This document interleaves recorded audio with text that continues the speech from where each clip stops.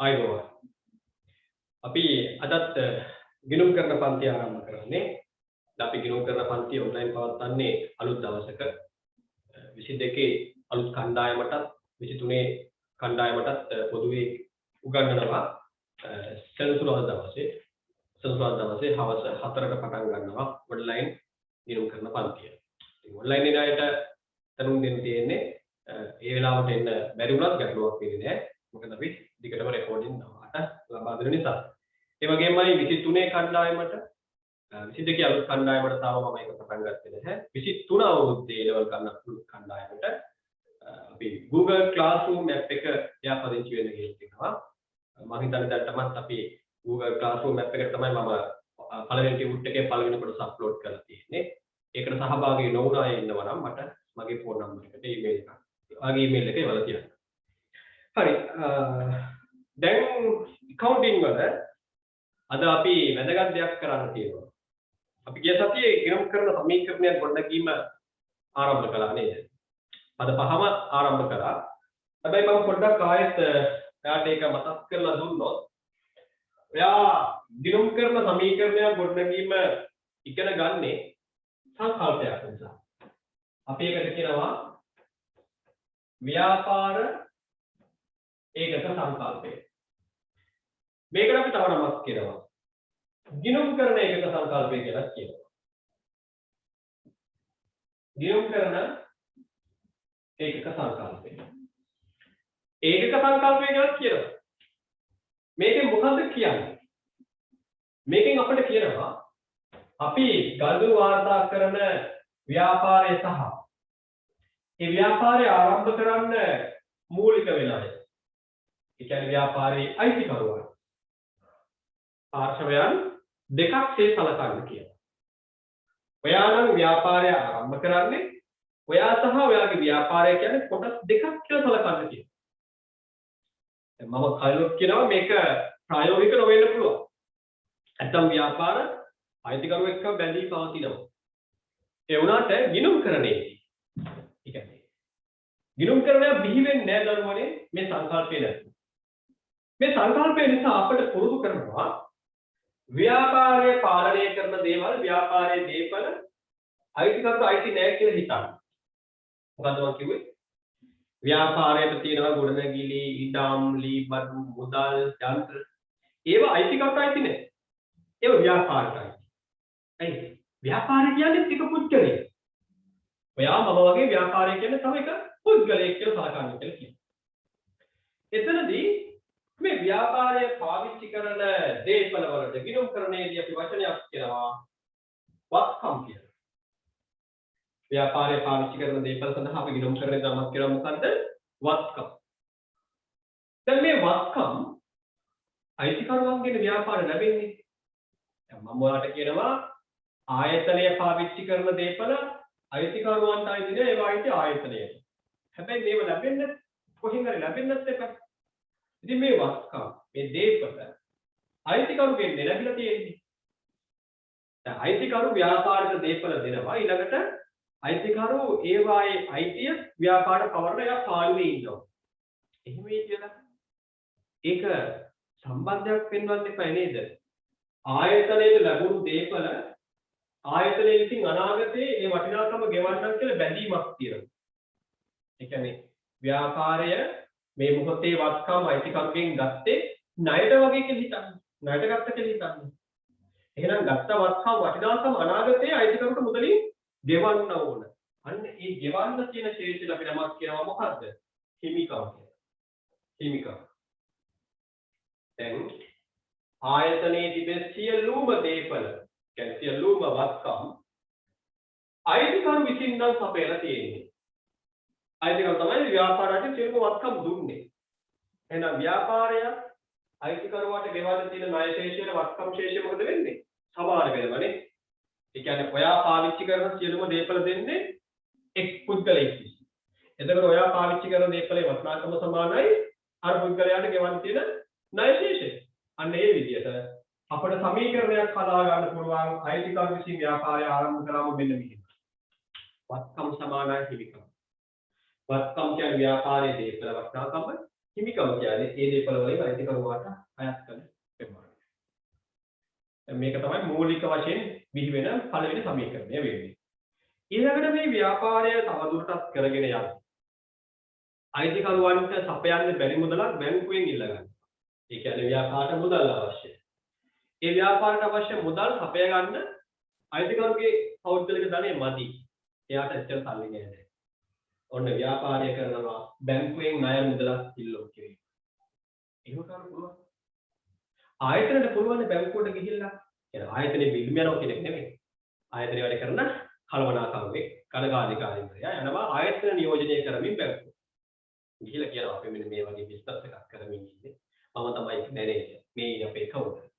අපි මේ බිස්නස් එක දියුණු කරගන්න අපිට මුදලක් බලාපොරොත්තු වෙනවා. බැංකු මැනේජර් මේ කියනවා මෙන්න අපේ ප්ලෑන් එක මේ විදිහට වැඩ කළොත් අපිට මුදල් උපයන්න පුළුවන්. ලෝන් එකක් දෙන්න කියලා. කළමනාකරු බැංකු කළමනාකරුත් ඒකට එකඟ වෙනවා. ඔන්න බැංකුව ණය මුදලක් ලබා දෙනවා. දැන් කාටද දෙන්නේ? ණය ගන්න ව්‍යාපාරයට. අයිතිකරුගේ නම් සම්බන්ධ වෙන්නේ නැහැ. බැංකුව විසින් ණය සපයන්නේ ව්‍යාපාරේ නමට. එතකොට ව්‍යාපාරයට ඔන්න තව මුදල් ලැබෙනවා. අපි හිතමු කලින් තිබුණා වත්කම් රුපියල් ලක්ෂ 10ක. එතකොට වගකීම හිමිකමත් ලක්ෂ 10ක්. ඒ කියන්නේ මුලින්ම ව්‍යාපාරය ආරම්භ කරේ අයිතිකරුගේ රුපියල් ලක්ෂ 10ක් කියලා. එතකොට මෙන්න මෙහෙම සමීකරණය හැදෙන්නේ. මෙහෙම විතර වාරේ තව රුපියල් ලක්ෂ 5ක්. තව රුපියල් ලක්ෂ 5ක් ව්‍යාපාරයට ඕන වුණා. ඒක තමයි බැංකුවෙන් ලෝන් එකක් විදිහට ගත්තේ. එතකොට ව්‍යාපාරිකව මුදල් ලැබෙනවා රුපියල් ලක්ෂ 5ක්. නේද? මේ රුපියල් ලක්ෂ 5 බැංකුවෙන් ලැබුණට අනාගතේ බැංකුවට ආයේ මේ ලක්ෂ 5 ගෙවන්න ඕන නේද? ඔයා බැංකුවෙන් රුපියල් ලක්ෂ 5ක් දැන් ගන්නවා. දැන් ගන්නේ අනාගතේ ඒ මුදල ගෙවන්නම් කියලා පොරොන්දු දුන්නා. බැංකුවට ගිහින් කිව්වොත් ඒවා මෙහෙම සල්ලි ගෙවන්න නම් බෑ. ඉතින් පුළුවන් වෙලා ගෙවන්න දාන්න. ෂුවර් කරන්න එපා. සල්ලි ටිකක් දෙන්න. දෙයිද බැංකුව? දෙන්නේ නැහැ. ඔයා මුදල් ගෙවනවා කියලා වගකීමක් ගන්න ඕන. පොරොන්දුවක් තියෙන්න ඕන. එහෙම වුණොත් තමයි බැංකුව යාට ණය මුදල සපයන්නේ. ඉතින් ඔන්න දැන් ව්‍යාපාරයේ මුදල් ගත්තා වගේම ව්‍යාපාර වෙනකොට බැඳීමක්. අයිතිකරුට ගෙවන්න තියෙනවා බැඳීමක් අපේ එකට කියන හිමිකම කියලා. ඒ වගේම දැන් බැංකුව කියන බාහිර කෙනාට ගෙවන්න තියෙන බැඳීම අපි කියනවා වගකීම් කියලා. වගකීම්. ඔන්න තමයි දැන් වගකීම් ඇති වෙනවා කියන්නේ ලක්ෂ 5කින්. එක පැත්තකින් බැංකුවේ මුදල් ලැබුණා. එතකොට ව්‍යාපාරයේ මුදල් වත්කම වැඩි වුණා ලක්ෂ 5ක්. අනිත් පැත්තට ඒක බැංකුවට ගෙවන්න ඕන. ඒ ගෙවන්න තියෙන ශේෂ අපි කියනවා බැඳීමක්, වගකීමක්. වගකීම වැඩි වුණා ලක්ෂ 5ක්. දැන් සම්බන්ධයක් තියෙනවා නේද? 10 5 එකතුව කියද? 10 5 එකතුව 15ක්. මෙතනත් ඒ එකතුව තියෙනවා නේද? මෙතනත් 10 5 එකතුව කියද? 15ක් නේද? අන්න එහෙනම් අපිට සම්බන්ධයක් හදන්න පුළුවන් මෙන්න මෙහෙම. කොහොමද? මෙන්න මෙහෙම. වාට ගණිතමය සමීකරණයක් ගණිතමය ආකාරයෙන් නිරූපණය කරන්න පුළුවන් මූලික සමීකරණය කොහොමද? ඕනම මොහොතක මේක ඔප්පු කරලා පෙන්නන්න පුළුවන්. කොහොමද? ව්‍යාපාරයේ වත්කම් වටිනාකම සමාන වෙනවා එකතුන් දෙකකට. මොකක්ද එකතුන් දෙකේ? හිමිකම හා වගකීම. හිමිකම කියන්නේ ව්‍යාපාරයේ විසින් අයිතිකරුවාට ගෙවන්න තියෙන ශේෂය. වගකීම් කියනවා ව්‍යාපාරයේ විසින් බාහිර ආයතන සඳහා ගෙවන්න තියෙන ශේෂය. මේ දෙක එකතුව සමාන වෙනවා ආයතනයේ දේපල වටිනාකමට. මේක අපි ඉගෙන ගත්තා ඊයේ සතියේ. ඒ වගේම තව දෙයක් ඉගෙන ගත්තා. මොකද්ද? අපි තව ඉගෙන ගත්තා ව්‍යාපාරයේ ආදායම් ලබන විට මොකද වෙන්නේ කියලා. ව්‍යාපාරයේ ආදායම් ලබන විට ඒක ව්‍යාපාරයේ මුදල් වශයෙන් එකතු කරගත්තම අපි හිතමු මෙහෙම මේ ව්‍යාපාරයේ පළවෙනි අවුරුද්දේ රුපියල් ලක්ෂ 3ක මුදලක් ආදායම් ලෙස ලබනවා. ඒ කියන්නේ ගල්දුරුකරුවන්ට සේවා සපයලා ලක්ෂ 3ක් රුපියල් ගන්න. මුදල් ලැබෙන්නේ නේද? මුදල් කියන්නේ ව්‍යාපාරයේ සම්පතක් තේපලක් වත්කමක්. මුදල් කියන්නේ ව්‍යාපාරයේ වත්කම. එහෙනම් ආදායම් ලැබෙනකොට මුදල් වත්කම වැඩි වෙනවා. මේ ආදායම් ඇත්තටම අයිති වෙන්නේ කාටද? හිතන්න ඔයා මෙහෙම. ඔයා ආයතනයක වැඩ කරන සේවකයෙක්. හරිද? ඔයා තමයි ආයතනයට ආදායම් උත්පාදනය කරන නිලධාරියෙක්. අපි හිතමු මෙහෙම ඔයා ආයතනයක බදු උපදේශකවරයෙක්. ඔයා තමයි අනිකුත් ආයතන වලට ඔයාලකට එන ක්ලයන්ට්ලට ආදායම් බදු ගෙවීම සම්බන්ධයෙන් බදු ප්‍රේද හැදීම සම්බන්ධයෙන් උපදෙස් දෙන්නේ. හැබැයි ඔයා සේවය කරන්නේ වැටුපකට තවත් ආයතනයක් ඇතුළේ. එතෙන්දී ඔයා උපදේශන සේවා සපයනවා ඔයාගේ ආයතන කියන ගනුදෙනු කරනවා. එතෙන්දී සේවකයා හරහා තමයි ආයතනයට මුදල් එන්නේ. දැන් ඔයා සේවය කිරීම නිසා තමයි ආයතනයේ ජනප්‍රියත්වය වැඩි වෙන්නේ. හැබැයි මේ මුදල් වල සම්පූර්ණ අයිතිය ඔයාලට ගෙදර ගෙනියන්න පුළුවන්. මම තමයි මේ කම්පැනි එකට ආදායම් ගේන්නේ, මම තමයි මේ ආයතනයට වැඩිපුර ආදායම් වෙන සේවකයෙක් කියලා. අර ගනුදෙනු කරුවා ඇවිල්ලා ගෙවන මුදල් හැම එකක්ම මට අරන් යන්න පුළුවන්. බෑ. ඔයාගෙන් සේවාව ලබාගත් අය මුදල් ගෙවන්නේ ආයතනයට. ඒ මුදල් අයත් වෙන්නේ ආයතනයට. නේද? ඔයාට ලැබෙන වැටුපක්. සම්පූර්ණ ආදායම ඔයාට ලැබෙන්නේ නැහැ. එහෙනම් ඒ ආයතනය එකතු කරන මුදල අන්තිමට භුක්ති විඳින්නේ කවුද? ආයතනය විසින් උපයන ආදායම් අවසානයේ භුක්ති විඳිනවා කවුද? අයිතිකරු. නේද? අයිතිකරු මිනිස්සු ව්‍යාපාර ආරම්භ කරන්නේ ආදායම් ලබන්නනේ. ඔයා මම ව්‍යාපාරයක් ආරම්භ කරොත් ආරම්භ කරන්න මොකද? වැඩි ආදායමක් අරගෙන ඒක මගේ පෞද්ගලික ප්‍රයෝජන ලබා ගන්න. එහෙනම් ආදායම් මම කියන උදාහරණයක ලක්ෂ 3ක් ලැබෙනවා කියලා. ඒ ලක්ෂ 3 ආදායම අයිතිකරුට ලැබෙන්න ඕන. දැන් මේ මුදල කාලෙද තියෙන්නේ? ගනුදෙනු කරුවා එන්නේ ව්‍යාපාරයට. ගනුදෙනු කරුවෙක් කියන්නේ ව්‍යාපාරයට. ඇවිල්ලා ව්‍යාපාරයෙන් සේවය ගන්න. අරගෙන මුදල් ගෙවුව ව්‍යාපාරයේ ලාච්චුවට. ව්‍යාපාර ලාච්චුව තමයි සල්ලි තියෙන්නේ. හැබැයි මේ සල්ලි අයිති කරගන්න පුළුවන් කෙනා කවුද? අයිතිකරු එළියේ ඉන්නවා. එහෙනම් ව්‍යාපාරයේ තිබෙනවා පිටස්තර පුද්ගලෙක් වෙන අයිතිකරුට අයත් වන මුදල්. එහෙනම් ව්‍යාපාර ඒක ලියා ගන්න ඕන. ලැබුණු ලක්ෂ 3 අයිතිකරුට ගෙවන්න තියෙන ශේෂයක්. අයිතිකරුවාට ගෙවන්න තියෙන ශේෂ අපි නමක් කියනවා මොකද්ද? හිමිකම් කියලා. ඒ අනුව තමයි ආදායම් වැඩි වෙන විට හිමිකම වැඩි වෙනවා. ආදායම් වැඩි වෙන විට ඒක හිමිකම වැඩි වීමක් ලෙස සැලකනවා. අයිතිකරුවාට අයත් කරන ප්‍රමාණය වැඩි වීම. ඒ වගේම මේ ආයතන පවත්වාගෙන යද්දී වියදම් කරන්නත් ඕනනේ. කඩි ගෙවන්න, ගොඩනැගිලි කුලී ගෙවන්න, ප්‍රචාරණ වියදම්, ගමන් වියදම් ඔය වගේ නොයෙකුත් වියදම් වර්ග තියෙනවා. අපි හිතමු පළවෙනි අවුරුද්දේ වියදම රුපියල් ලක්ෂයක් කියලා. ලක්ෂ 3ක ආදායම් ලබන විට අනිත් පැත්තෙන් ආයතන වියදම් කළා රුපියල් ලක්ෂයක්. මුදල් වියදම් කරා. බිල් වශයෙන් ගෙවුවා. එතකොට මුදල් ලැබෙද්දී ව්‍යාපාරයේ මුදල් වත්කම වැඩි වෙනවා නම් ආයතනයේ මුදල් ගෙවද්දී මොකද වෙන්නේ? ආයතනයේ මුදල් වත්කම අඩු වෙනවනේ. ගනුදෙනු කරද්දී මුදල් ලැබෙනවා. ඒවට මුදල් අයමත් විපත් වල ගෙවීම කරද්දී මුදල් වත්කම අඩු වෙනවා. ඔන්න වියදම් කරන විට මුදල් වත්කම අඩු වෙනවා. රුපියල් ලක්ෂයක. ඒ මුදල ගෙවන්නේ කාගේ සල්ලි වලින්? ගොඩනැගිලි අයිතිකරුට මුදල් ගෙවන්න ඕන. ගොඩනැගිලි කුඩු. සේවකයාට පඩි ගෙවන්න ඕන. වතුර bill, light bill, telephone bill ගෙවන්න ඕන. ඒව ගෙවන්නේ කාගේ සල්ලි වලින්ද? ආයතනයේ සල්ලි වලින්. ආයතනයේ සල්ලි අයිති උනේ කාටද? ආදායම් ලබන විට ආදායම අයිති වෙන්නේ හිමිකරුට නම්. මේ ආදායම් ලබන්න ළමයිනේ වියදම් කරන්නේ. නේද? ආයතන පවත්වා ගන්න මොකද? ආදායම් ලබන්නේ. ආදායම භුක්ති විඳින්නේ අයිතිකරු නම් ආදායම වෙනුවෙන් වියදම් කරන්නත් ඕනේ කවුද? අයිතිකරු. නේද? ඔයාට නම් ව්‍යාපාරයේ අයිතිකරු. ඔයාට සියලුම ආදායම් වෙන් කරනවා නම් ලැබෙන්න තියෙනවා කියන්නේ. ඒ ආදායම් වෙනුවෙන් දරපු පිරිවැය දරා ගන්නත් ඕනේ සේවකයෙක්ද? වෙනමයි දරා ගන්න ඕනේ. අයිතිකරුමයි දරා ගන්න.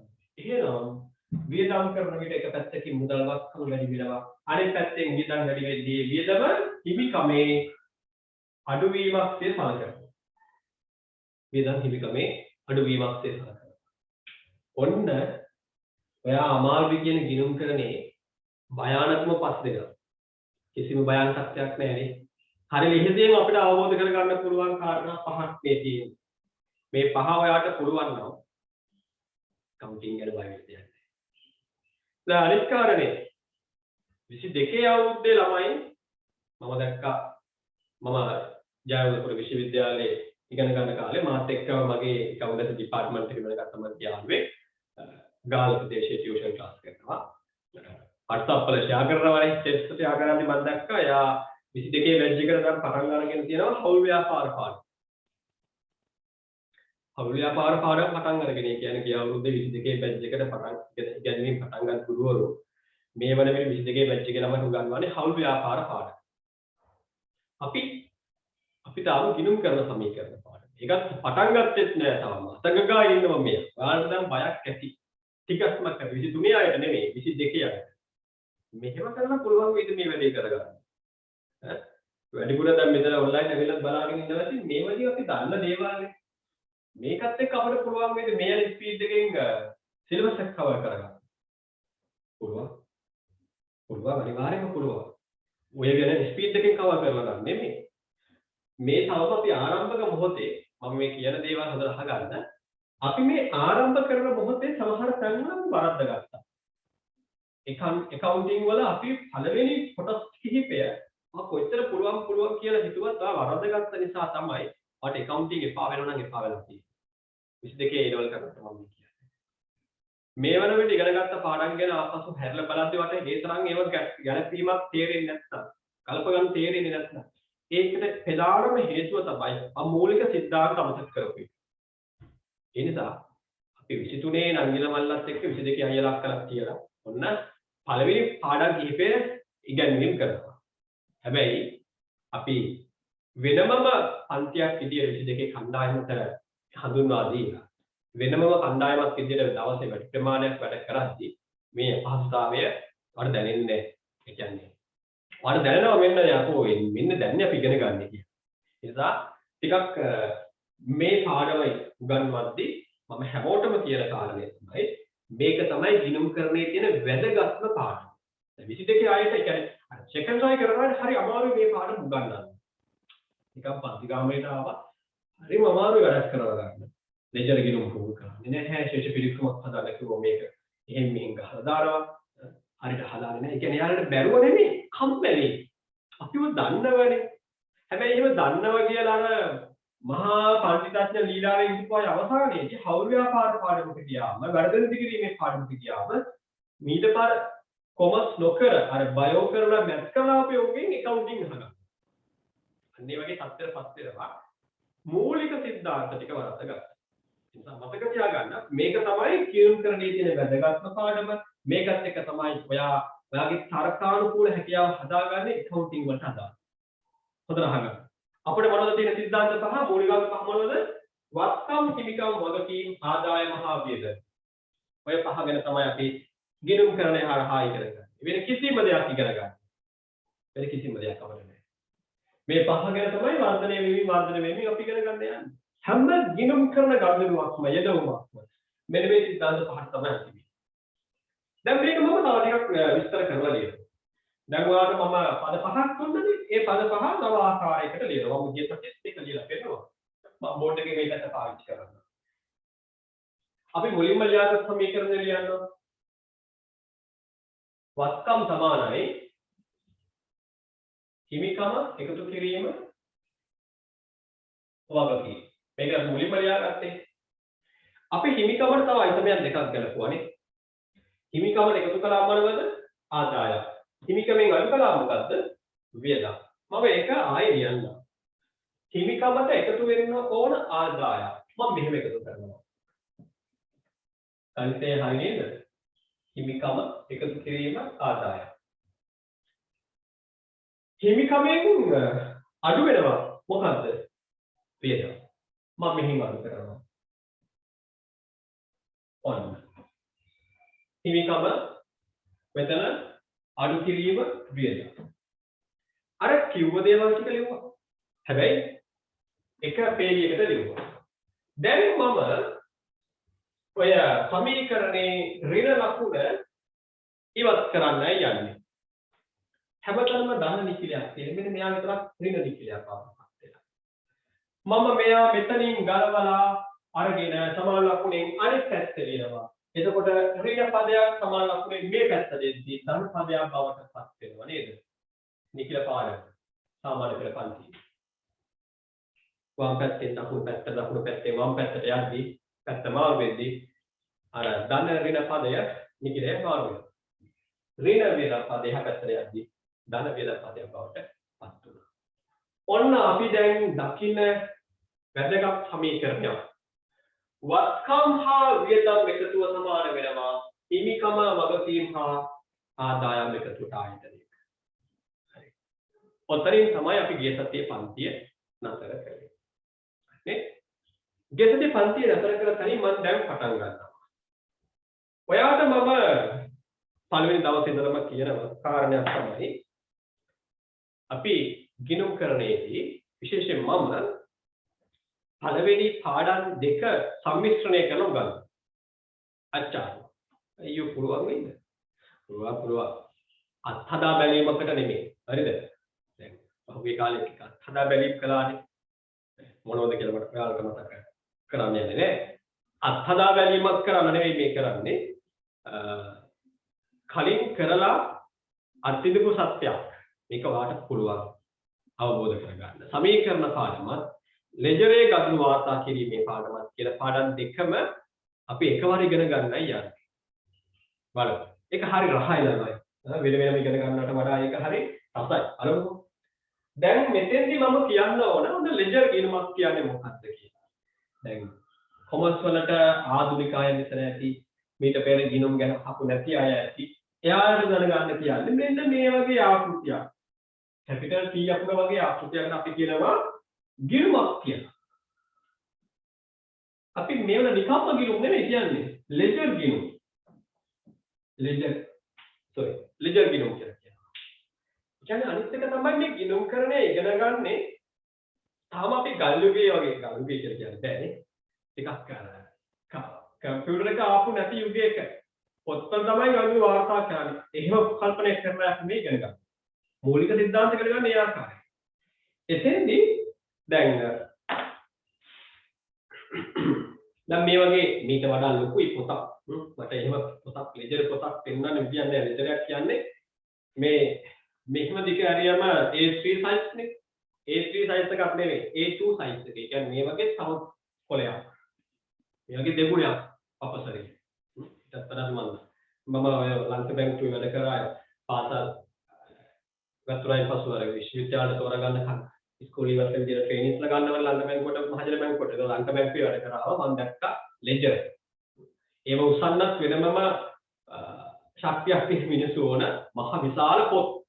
අඩි සාමාන්‍ය පළල අඩි 2කමාරක් දිග අඩි 3ක් වගේ ලොකු පිටු තියෙන පොත්. දැන් එතෙන්දී ඒ පොත ඇතුලේ තියෙන්නේ මේ වගේ සරල ආකෘතියක්. තව ඉරි තියෙනවා තීරු තියෙනවා. හැබැයි උසස් පෙළ ගිණුම් කරන්නේ ඉතින් මේක තමයි ගිණුමක් වශයෙන් අපි සලකන්නේ. මේ ගිණුමේ මෙන්න මේ පැත්තට අපි කියනවා හර පැත්ත. මේ ගිණුමේ බැල පැත්ත. ගිණුමක හර සහ බැල කියලා දෙපැත්තට නම් කරනවා. ප්‍රධාන රේඛාවේ බෙදලා. ඇතම් දැන් මේ ගිණුම මොකටද පාවිච්චි කරන්නේ? මේ ගිණුම් පාවිච්චි කරන්නේ ගනුදෙනු වල බලපෑම ලියන්න. ගනුදෙනු වල බලපෑම ලියන්න මේ වගේ ගිණුම් වර්ග පහක් තියෙනවා. මේ හැඩයේ තියෙන ගිණුම් වර්ග පහකට බෙදනවා. ගිණුම් පහ වර්ග පහකට බෙදනවා. ඒ වර්ග පහ තමයි අර තියෙන්නේ. මොනවද? වත්කම් ගිණුම්, වියදම් ගිණුම්, හිමිකම් ගිණුම්, වගකීම් ගිණුම් හා ආදායම් ගිණුම්. දැන් මුදල් කියන්නේ මොකක්ද? වත්කම. ව්‍යාපාරයට මුදල් ලැබුණොත් මුදල් අඩු වුණොත් ඒක ලියන්න ඕනේ මොන ගිණුමේද? මුදල් ගිණුම. සේවක වටුප් කියන්නේ සේවකයන්ට ගෙවන වටුප කියන්නේ වියදම. එතකොට වැටුප් සම්බන්ධයෙන් ආරම්භ කරනවා වැටුප් වියදම් ගිණුම. බැංකු ණය කියන්නේ මොකද්ද? බැංකු ණය කියන්නේ බැංකුවෙන් ගත්ත ණය ශේෂය කියන්නේ අපට වගකීමක් කියවනේ. ඒකට බැංකු ණය ගිණුම ආරම්භ. ආයතනයේ තියෙනවා ලී බඩු. ලී බඩු අඩු වැඩි වීම වාර්තා කරන්නේ ලී බඩු ගිණුම. ඒක වත්කම් ගිණුම. ලී බඩු කියන්නේ ව්‍යාපාරයේ තේපන. විකුණුම්. විකුණුම් කියන්නේ ආදායම. උපයා ගන්න දේවල් බිස්නස් කරනවා. ඒක ආදායම් වර්ගයේ ගිණුම. අන්න. එක් වර්ගයේ ගිණුම් මේ ආකාරයෙන් ආරම්භ කරන්න පුළුවන්. දැන් හිතන්න මෙහෙම ආයතනයට මුදල් ලැබෙනවා. මුදල් ලැබුණොත් ඒක ලියනවා කිව්වේ කොහෙද? මුදල් ගිණුමේ. මොන පැත්තේද? මුදල් ගිණුමේ මොන පැත්තේද ලියන්නේ? හර පැත්තේ ලියනවද? බැර පැත්තේ ලියනවද? ඒක කොහොමද තීරණය කරන්නේ?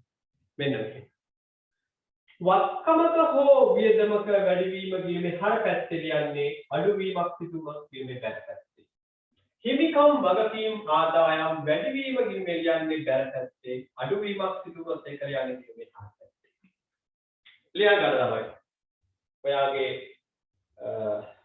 පොතේ ලස්සන දෙයක් වාගේ තියා පොතේ උඩ සුදු මාජින් එකේ හරි කමන්නේ නැත්නම් පිටු ඇතුලේ කමන්නේ සමීකරණයේ ලස්සන පද පහක් ලියලා වත්කම් වියදම් සමාන හිමිකම වගකීම් ආදායම් වැඩිවීම හර අඩුවීම බැර වැඩිවීම බැර අඩුවීම හර ඒ විදිහට යනවා පොතේ හැමෝම ලියන්න එතනින් තමයි අපි කියන මේ අසිරිමත් ගිණුම්කරණය පටන් ගන්න. දිත්ත සතහන් ගොඩනැගීමේ අසිරිමත් ආශ්චර්ය පටන් ගන්න මෙතන. බලමු. මට එච්චර අමාරු වෙන්නේ නැහැ. දැන් මම කියමින් හිටිය ඔයා ලියන අතර වාරයක් හදන්න. විකුණුම් කියන්නේ ආදායමක් නේ. දැන් මුදල් ලැබුණොත් මුදල් වැඩි වීම ලියනවා කිව්වේ හරකට. විකුණුම් කියන්නේ ආදායම.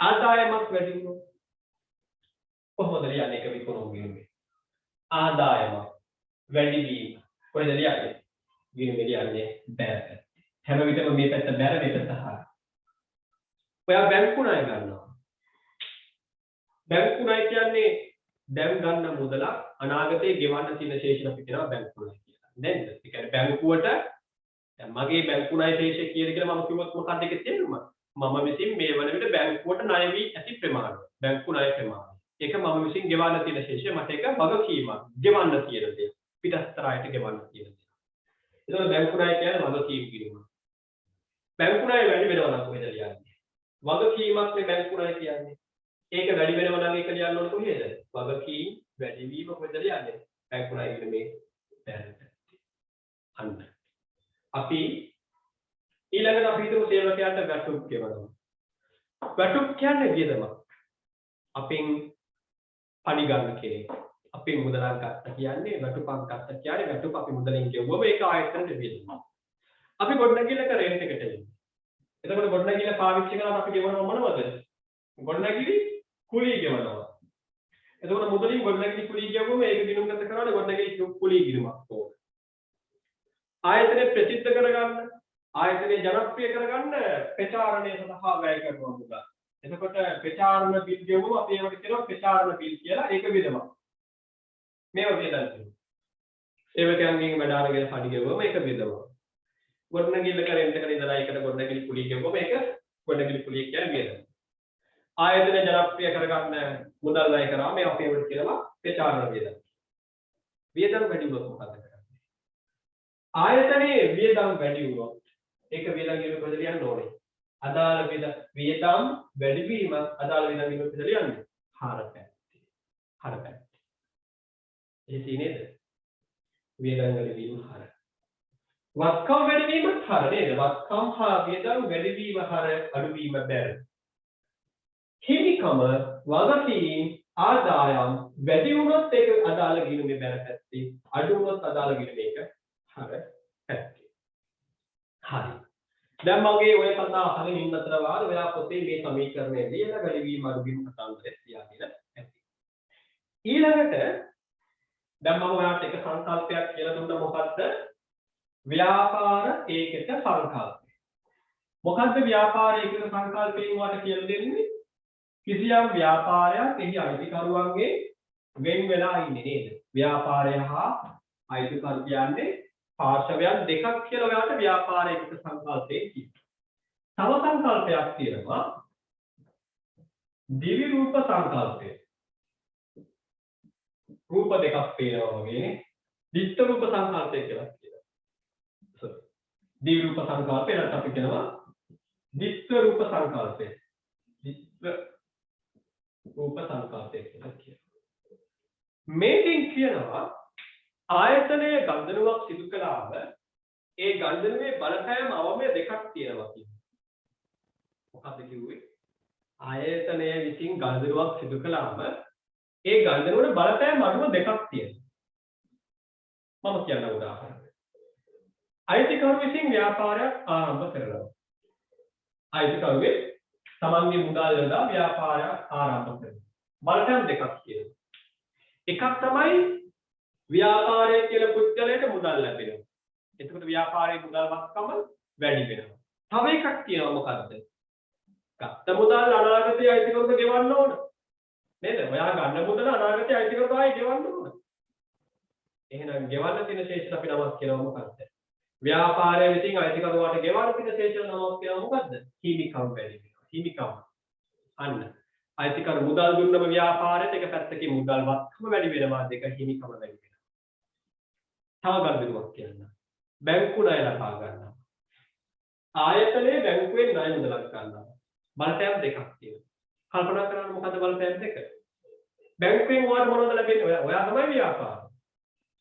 ඔයා ව්‍යාපාරේ account මම ගිය සතියේ කිව්වනේ ඔයා මායක වැඩ කරද්දී ආයතනයේ account කෙනෙක් කියලා උපකල්පනය කරන්න ඕනේ. ඔන්න ඔයාට බැංකුවෙන් මුදලක් ලැබෙනවා. එතකොට ව්‍යාපාරයේ මුදල් වත්කම මොකද වෙන්නේ? වැඩි වෙනවා. ඔයාට ආයේ බැංකුවත් එක්ක බැඳීමක් නැද්ද? තියෙනවනේ. ගත්ත මුදල් අනාගතයේ බැංකුවට ආයේ ගෙවන්න ඕන. මේ මොහොතේ ඔයා ගන්න මුදල් අනාගතයේ බැංකුවට ගෙවන්න ඕන. ගෙවන්න තියෙන ශේෂ අපි නමක් කියනවා මොකක්ද? වගකීමක් කියලා. එහෙනම් බැංකුවට ගත්තම බලපෑම් දෙක මොකද්ද? එක මුදල් වත්කම වැඩි වෙනවා. මේ මොහොතේ බැංකුවේ මුදල් ලැබුණානේ. ඒක මුදල් වත්කම වැඩි වෙනවා. දෙක මොකද්ද? අනාගතයේ බැංකුවට ඒ මුදල ගෙවන්න තියෙනවා කියන වගකීමක් වැඩි වෙනවා. මුදල් වත්කම වැඩි වී බැංකුවේ වගකීම වැඩි වී බලපෑම් දෙකයි. තව එකක් කියන්නම්. ගල්දුකරුවෙක් අපේ සේවයක් අරගෙන අපිට මුදල් ගෙවනවා. දැන් ඔයා ව්‍යාපාරේ කරන කස්ටමර් කෙනෙක්. ඇවිල්ලා අපෙන් සේවාවක් අරගෙන අපෙන් අපිට මුදල් ගෙවනවා. දිස්ස බලපෑම මොකක්ද? ගල්දුකරුවගෙන් අපිට මොනවද ලැබෙන්නේ? අපි දුන්න සේවාවට අපිට ගල්දුකරුව මොනවද දුන්නේ? මුදල් දුන්නා. මුදල් කියන්නේ ව්‍යාපාරයට වත්කමක්. එතකොට ගල්දුකරුවෙක්ගේ මුදල් ලැබුණම මුදල් වත්කම වැඩි වෙනවා. ඇයි ඔයා මුදල් ගත්තේ? ඔයා එයාට සේවාවක් සපයනවා. සේවාවක් සපයලා ගන්න වටිනාකමට අපි කියනවා ආදායමක් කියලා. ඔයා උපය ගන්න දෙයක් නේ. දැන් බැංකුවෙන් මුදලක් ගත්තොත් ඒක උපය ගත්ත නෙමෙයි. බැංකුව අපිට දෙන්නේ ණය මුදලක් දෙන්නේ. ඒක උපය ගත්තේ නෑ. උපයාගත්ත දෙයක් නෙමෙයි. ඒ කියන්නේ වගකීම් කියන්නේ කොන්දේසි විරහිතව අපට අයිති වෙන දෙයක් අපි උපයාගත්ත දෙයක් වෙන්නේ නේ. ඒ කියන්නේ දැන් මම ටියුෂන් ක්ලාස් කරනවා. මම ටියුෂන් ක්ලාස් කරලා මම ඔයාගේ මුදල් ණය කරනවා. ඒ මම උපය ගන්න දෙයක්. ඔයා මගෙන් ආයෙමත් මේ මුදල ඉල්ලන්න බෑ. මම ඔයාලට සේවයක් දීලා තමයි මම ඔයාලට ඉගැන්වීම කරලා තමයි මම ඔයාගේ මුදල් ණය කරන්නේ. ඒකෝට මම මේක උපය කියන. හැබැයි මම හෙට ගිහින් බැංකුවේ ලෝන් එකක් ගන්නවා. ඒක මම උපය ගත්ත දෙයක් නෑ. ඒක මට ආයෙ අනාගතේ බැංකුවට ආයෙ ගෙවන්න ඕනේ. අන්න. සේවාවක් සපයලා එහෙම නැත්නම් භාණ්ඩයක් කලවි කරලා මුදල් උපය ගන්නවා. ඒක අපි සලකනවා මොකද්ද? ව්‍යාපාරයේ ආදායම. එහෙනම් දිස්ස බලපෑම මොකද? සේවා ආදායමක් ලැබුණොත් මේක පැත්තකින් කස්ටමර්ස්ලගේ මුදල් වෙනවා අනිත් පැත්තෙන් ආදායම් වෙනවා. තව උදාහරණයක් කියන්න. ගොඩනැගිලි කුලිය ගෙවනවා. බලපෑම් දෙකක් තියෙනවා. ඔයාලගේ ආයතනය පවත්වා ගන්න කුලියට ගත්ත ගොඩනැගිල්ල. මොකද බලපෑම් දෙක? ගොඩනැගිලි කුලිය ගෙවුවා. දැන් ගොඩනැගිලි අයිතිකරුට ඔයා මුදල් ගෙවනවානේ. ඒතකොට ව්‍යාපාරේ මුදල් ශේෂය මොකද වෙන්නේ? ඔයාලගේ තියෙන මුදල් ගොඩනැගිලි අයිතිකරුට දෙනවා. ඒතකොට ව්‍යාපාරයේ මුදල් ශේෂය අඩු වෙනවා. මුදල් අඩු වෙනවා. දෙවෙනි බලපෑම. ඇයි මුදල් ගෙවුවේ? ඔයා ගොඩනැගිල්ලක පදිංචිව හිටියා.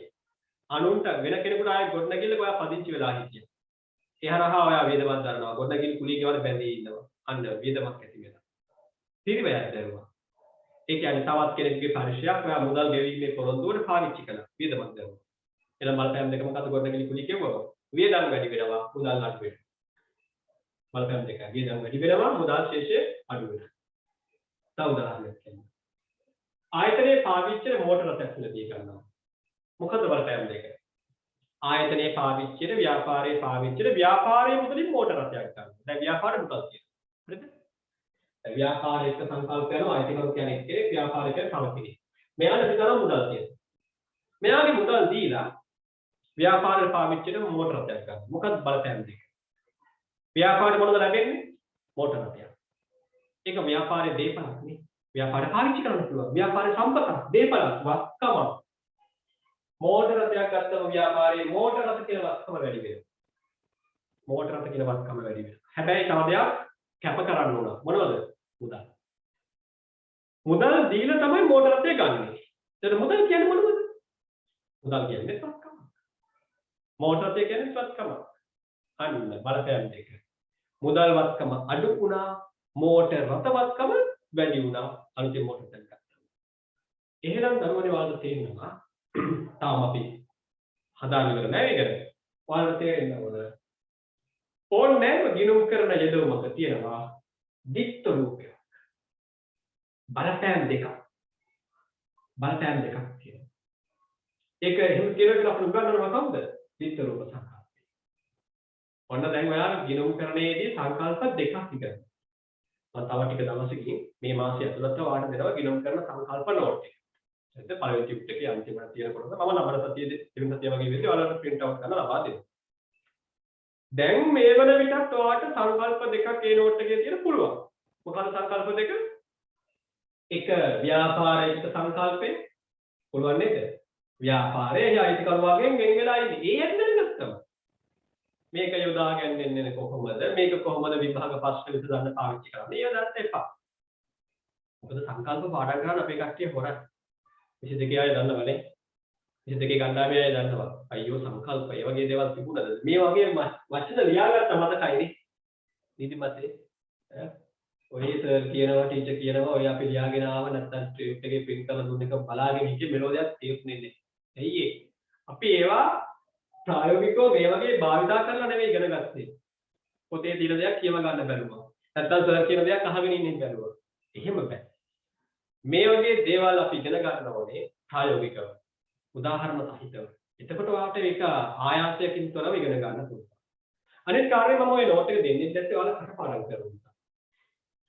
මුලින්ම ඔයා සංකල්ප ටික ග්‍රහණය කරගන්න ඕනේ. ඒ කියන්නේ කිව්වම අවබෝධ වෙන්න ඕනේ. අවබෝධ වුණාට පස්සේ නියමිත නෝට් එක දෙන්න.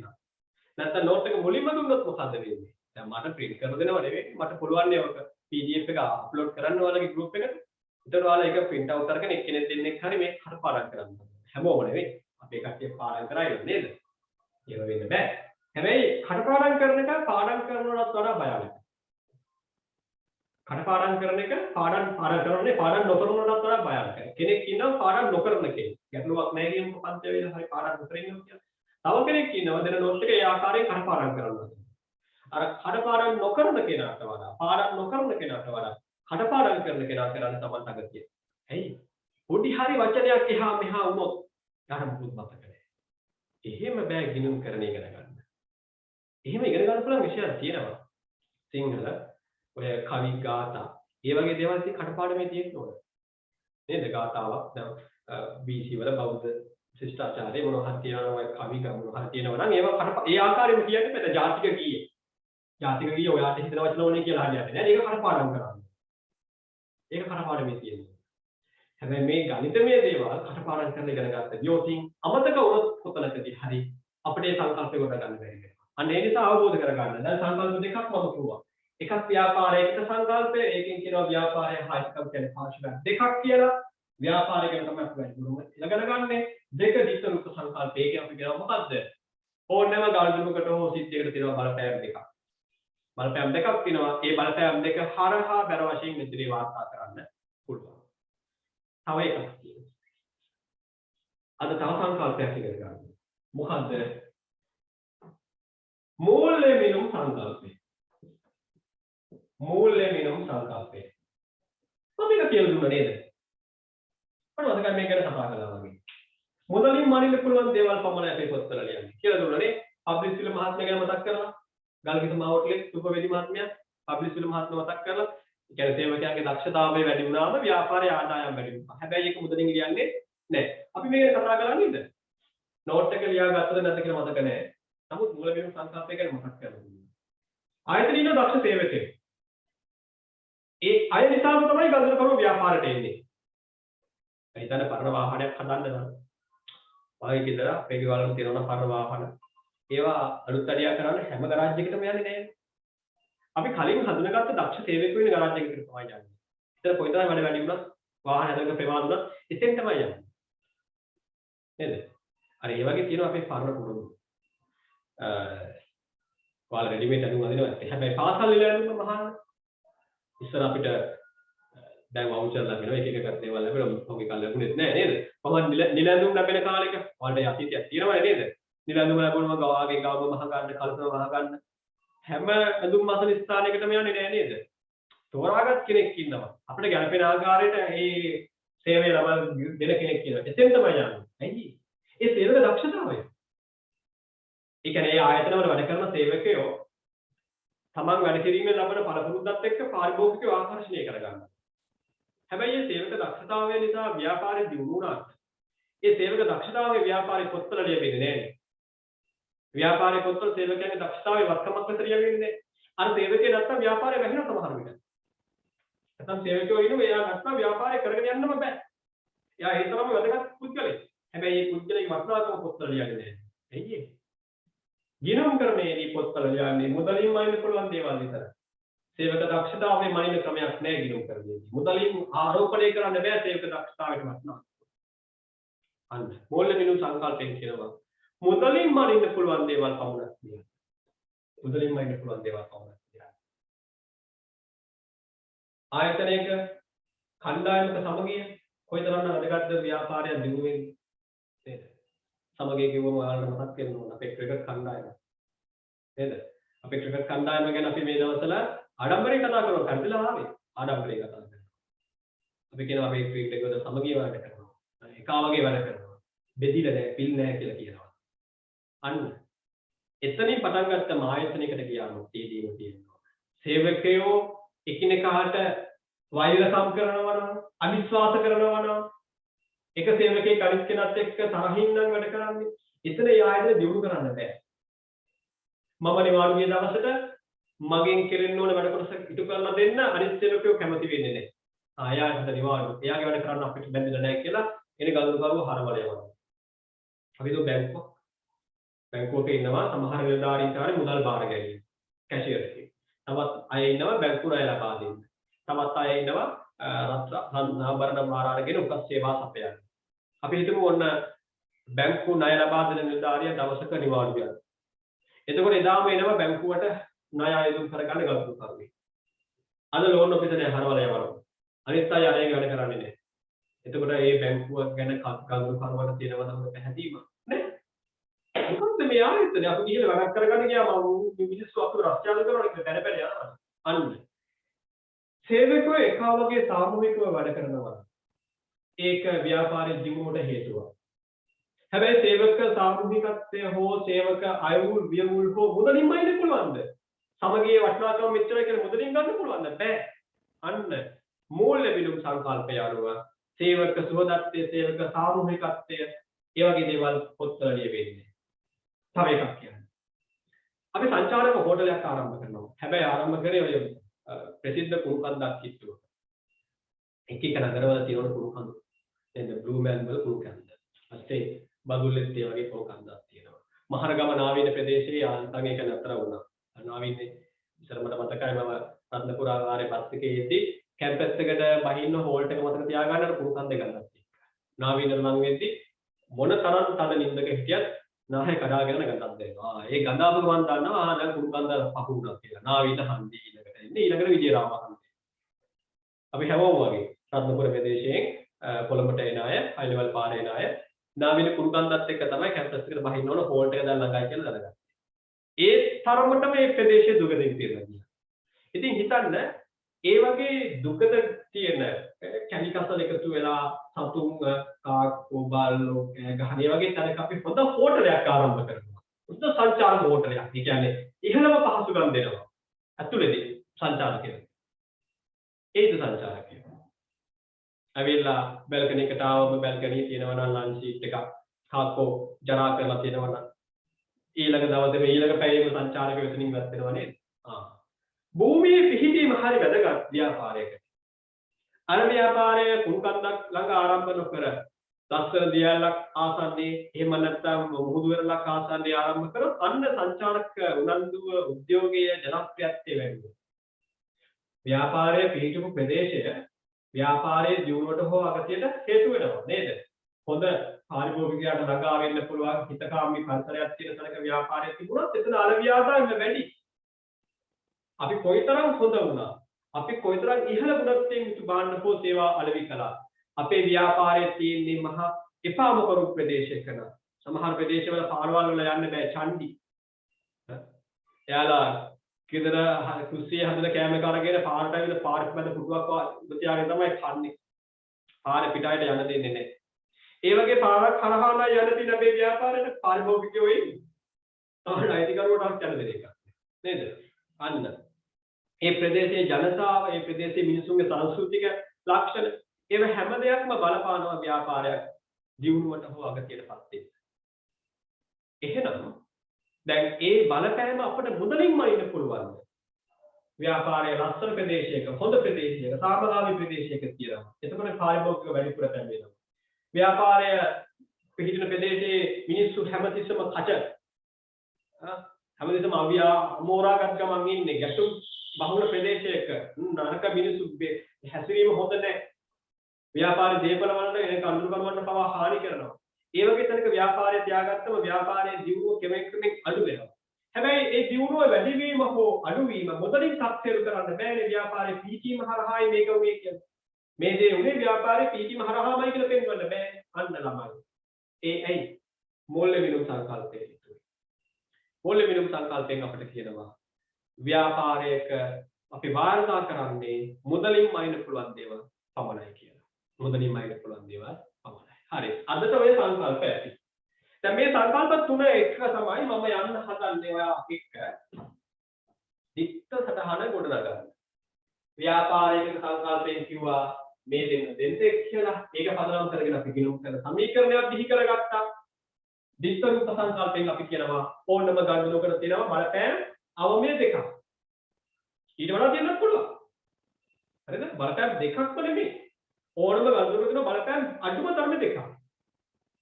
ඊළඟට ඒ බලපෑම් වටිනාකමක් තියෙනවා මොකද්ද? මුදලින්. මූල්‍ය විනුම් සංකල්පයෙන් කියනවා අර පොත්වල ලියන්න නම් හර කරනවා බැර කරනවා කියන පොත්වල ලියන්න නම් මේ ගණන බලපෑම් වල තියෙනවා මොකද්ද? මුදල් ලගයක්. මුදල් ලගයක් තියෙනවා. ඔන්න අපි දැන් දිස්ත සටහන් ගොඩනගනවා මෙන්න මේ සංකල්ප තුනෙන් අපට උගන්වපු දේවල් පදනම් කරගෙන. අර පොඩි වෙලාවක් දෙන්න ස්ක්‍රීන් එකට යමු. අපි ස්ක්‍රීන් එක ෂෙයා කරගෙන ඉතුරු කොටස් ටික දැන් සාකච්ඡා කරමු.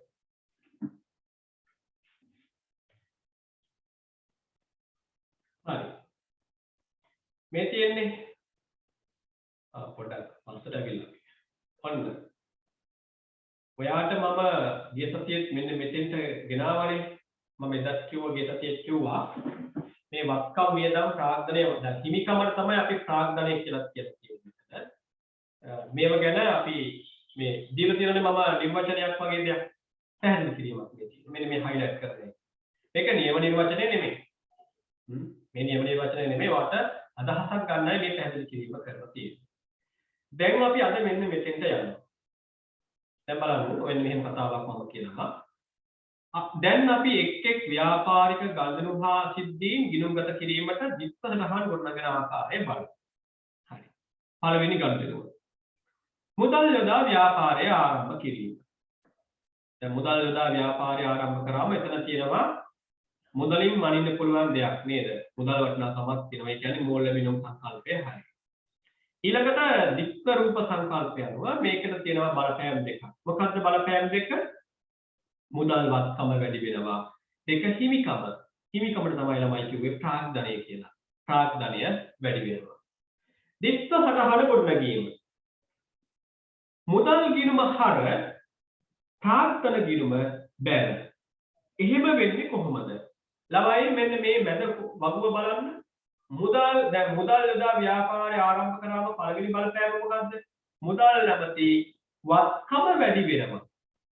මුදල් නැමැති වත්කම වැඩි වෙනවා. දැන් බලන්න ඔයාගේ පොතේ ලියාගත්ත නේද සමීකරණයක්. වත්කම් වියදම් මේ සමීකරණය ලියාගත්තනේ. දැන් ඔයා මෙතනින් ලියලා තියෙන්නේ මොකද්ද? වත්කම් මෙතනින් ලියලා තියෙන්නේ මොකද්ද? වැඩි වීම හර අඩු වීම බැල කියලා නේද? මම බෝඩ් එකේ ලියුවා එකවට ලියා ගන්න කිව්වේ. අන්න ළමයි. වත්කම් වැඩි වෙන විට ඒක වත්කම් ගිණුමේ කොහෙද ලියන්නේ? හර පැත්තේ. එහෙනම් වත්කම වැඩි වෙද්දී මුදල් ගිණුම හර කරනවා. දෙවනි බලපෑම හිමිකම වැඩි වෙනවා. නැත්නම් ප්‍රාග්ධනය වැඩි වෙනවා. ප්‍රාග්ධනය වැඩි වුණාම ඒක ප්‍රාග්ධන ගිණුමේ කොහෙද ලියන්නේ? ඒක ප්‍රාග්ධන ගිණුමේ ලියනවා ළමයි බැල පැත්තේ. මම ඔයාලට ආයෙත් ඒක ගොඩනගන ආකාරයේ බෝඩ් එකට කියලා දුන්නා. දැන් අයිතිකරු මුදල් ලැබුවම පළවෙනි බලපෑම කිව්වා මුදල් කියන වත්කම වැඩි වේ. බලන්න වත්කම් වැඩි වීම හර. දැන් මම ඊළඟ වතාවේ ආයෙත් ස්ක්‍රීන් එක ෂෙයා කරද්දී ඔයා මේ ලියාගත් සමීකරණයත් එක්ක මම කියන දේවල් අවබෝධ කරගන්න බලන්න ඕනේ. දෙවනි බලපෑම මොකද්ද? අයිතිකරු දුන්න මුදල අනාගතයේ අයිතිකරුට ගෙවන්න ඕන.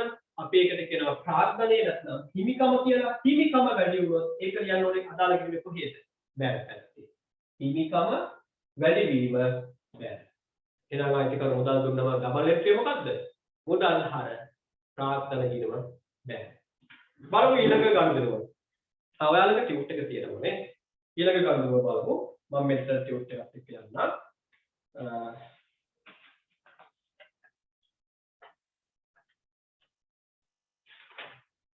දෙවනි ගණිතයේ තිබෙනවා බැංකු ණයක් ලබා ගැනීම. බැංකුවෙන් ණය මුදලක් ගන්නවා. මොකද්ද බලන්න දිස්ස බලපෑම දීලා තියෙන විදි. බැංකු ණයක් ගත්තම මම කියලා තියෙනවා මොකද්ද? පළවෙනි බලපෑම මුදල් වත්කම වැඩි වේ. දෙවනි බලපෑම බැංකු ණය කියන මොකද්ද? වගකීම වැඩි වේ. මෙහෙමනේ නේද කොටුවේ තියෙන්නේ නේද? බලන්න බැංකු ණය ගත්තම දිස්ස බලපෑම. චිත්ත රූප සංකල්පයට අනුව බලපෑම් එකක් හඳුනගන්න. ආයතනයේ මුදල් කියන්නේ මොකක්ද? වත්කමක්. වත්කමක් දැන් වැඩි වෙනවා. වත්කමක් වැඩි වෙනවා නම් ඒක වත්කම් කියන එක කොහෙන්ද ලියන්නේ? හර පැත්තේ. එහෙනම් පළවෙනි සටහන මොකක්ද? මුදල් කියන හර. දෙවෙනි බලපෑම ආයතනයේ බැංකුව දුන්නේ ණය මුදලක්. ඒක අනාගතයේ බැංකුවට ආයේ ගෙවන්න ඕන. ඒ ගෙවන්න තියෙන දේශය බැංකු ණය කියන දේශය මොකක්ද? ගෙවන්න තියෙනවා කියන්නේ ඒක වගකීම. දැන් වගකීම් මොකද වෙන්නේ? වැඩි වෙනවා. වගකීම් වැඩි වෙනවා නම් බලන්න තමයි. වගකීම් වැඩි වීම කියන මේ බැහැ පැත්තේ තියෙනවා. එහෙනම් මොන බැංකු ණය ගත්තම ඩබල් එන්ට්‍රි මොකද්ද? මුදල් හර බැංකු ණය කිනම බැහැ. තුන්වෙනි ගණිතය.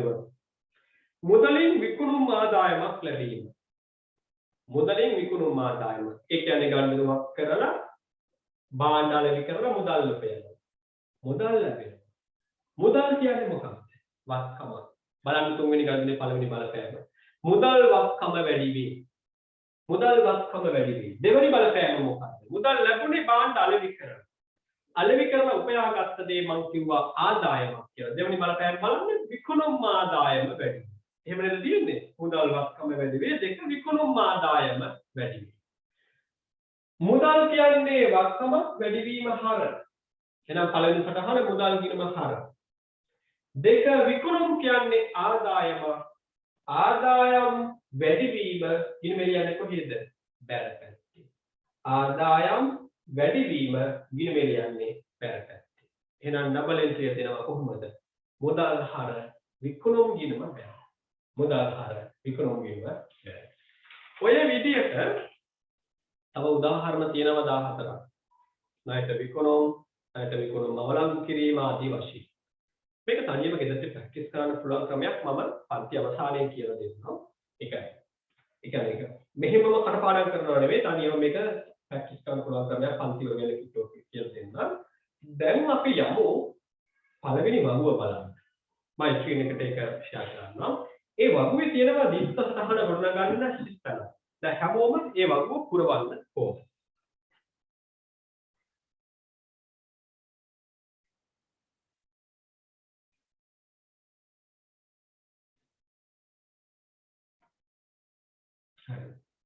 මේ තියෙන්නේ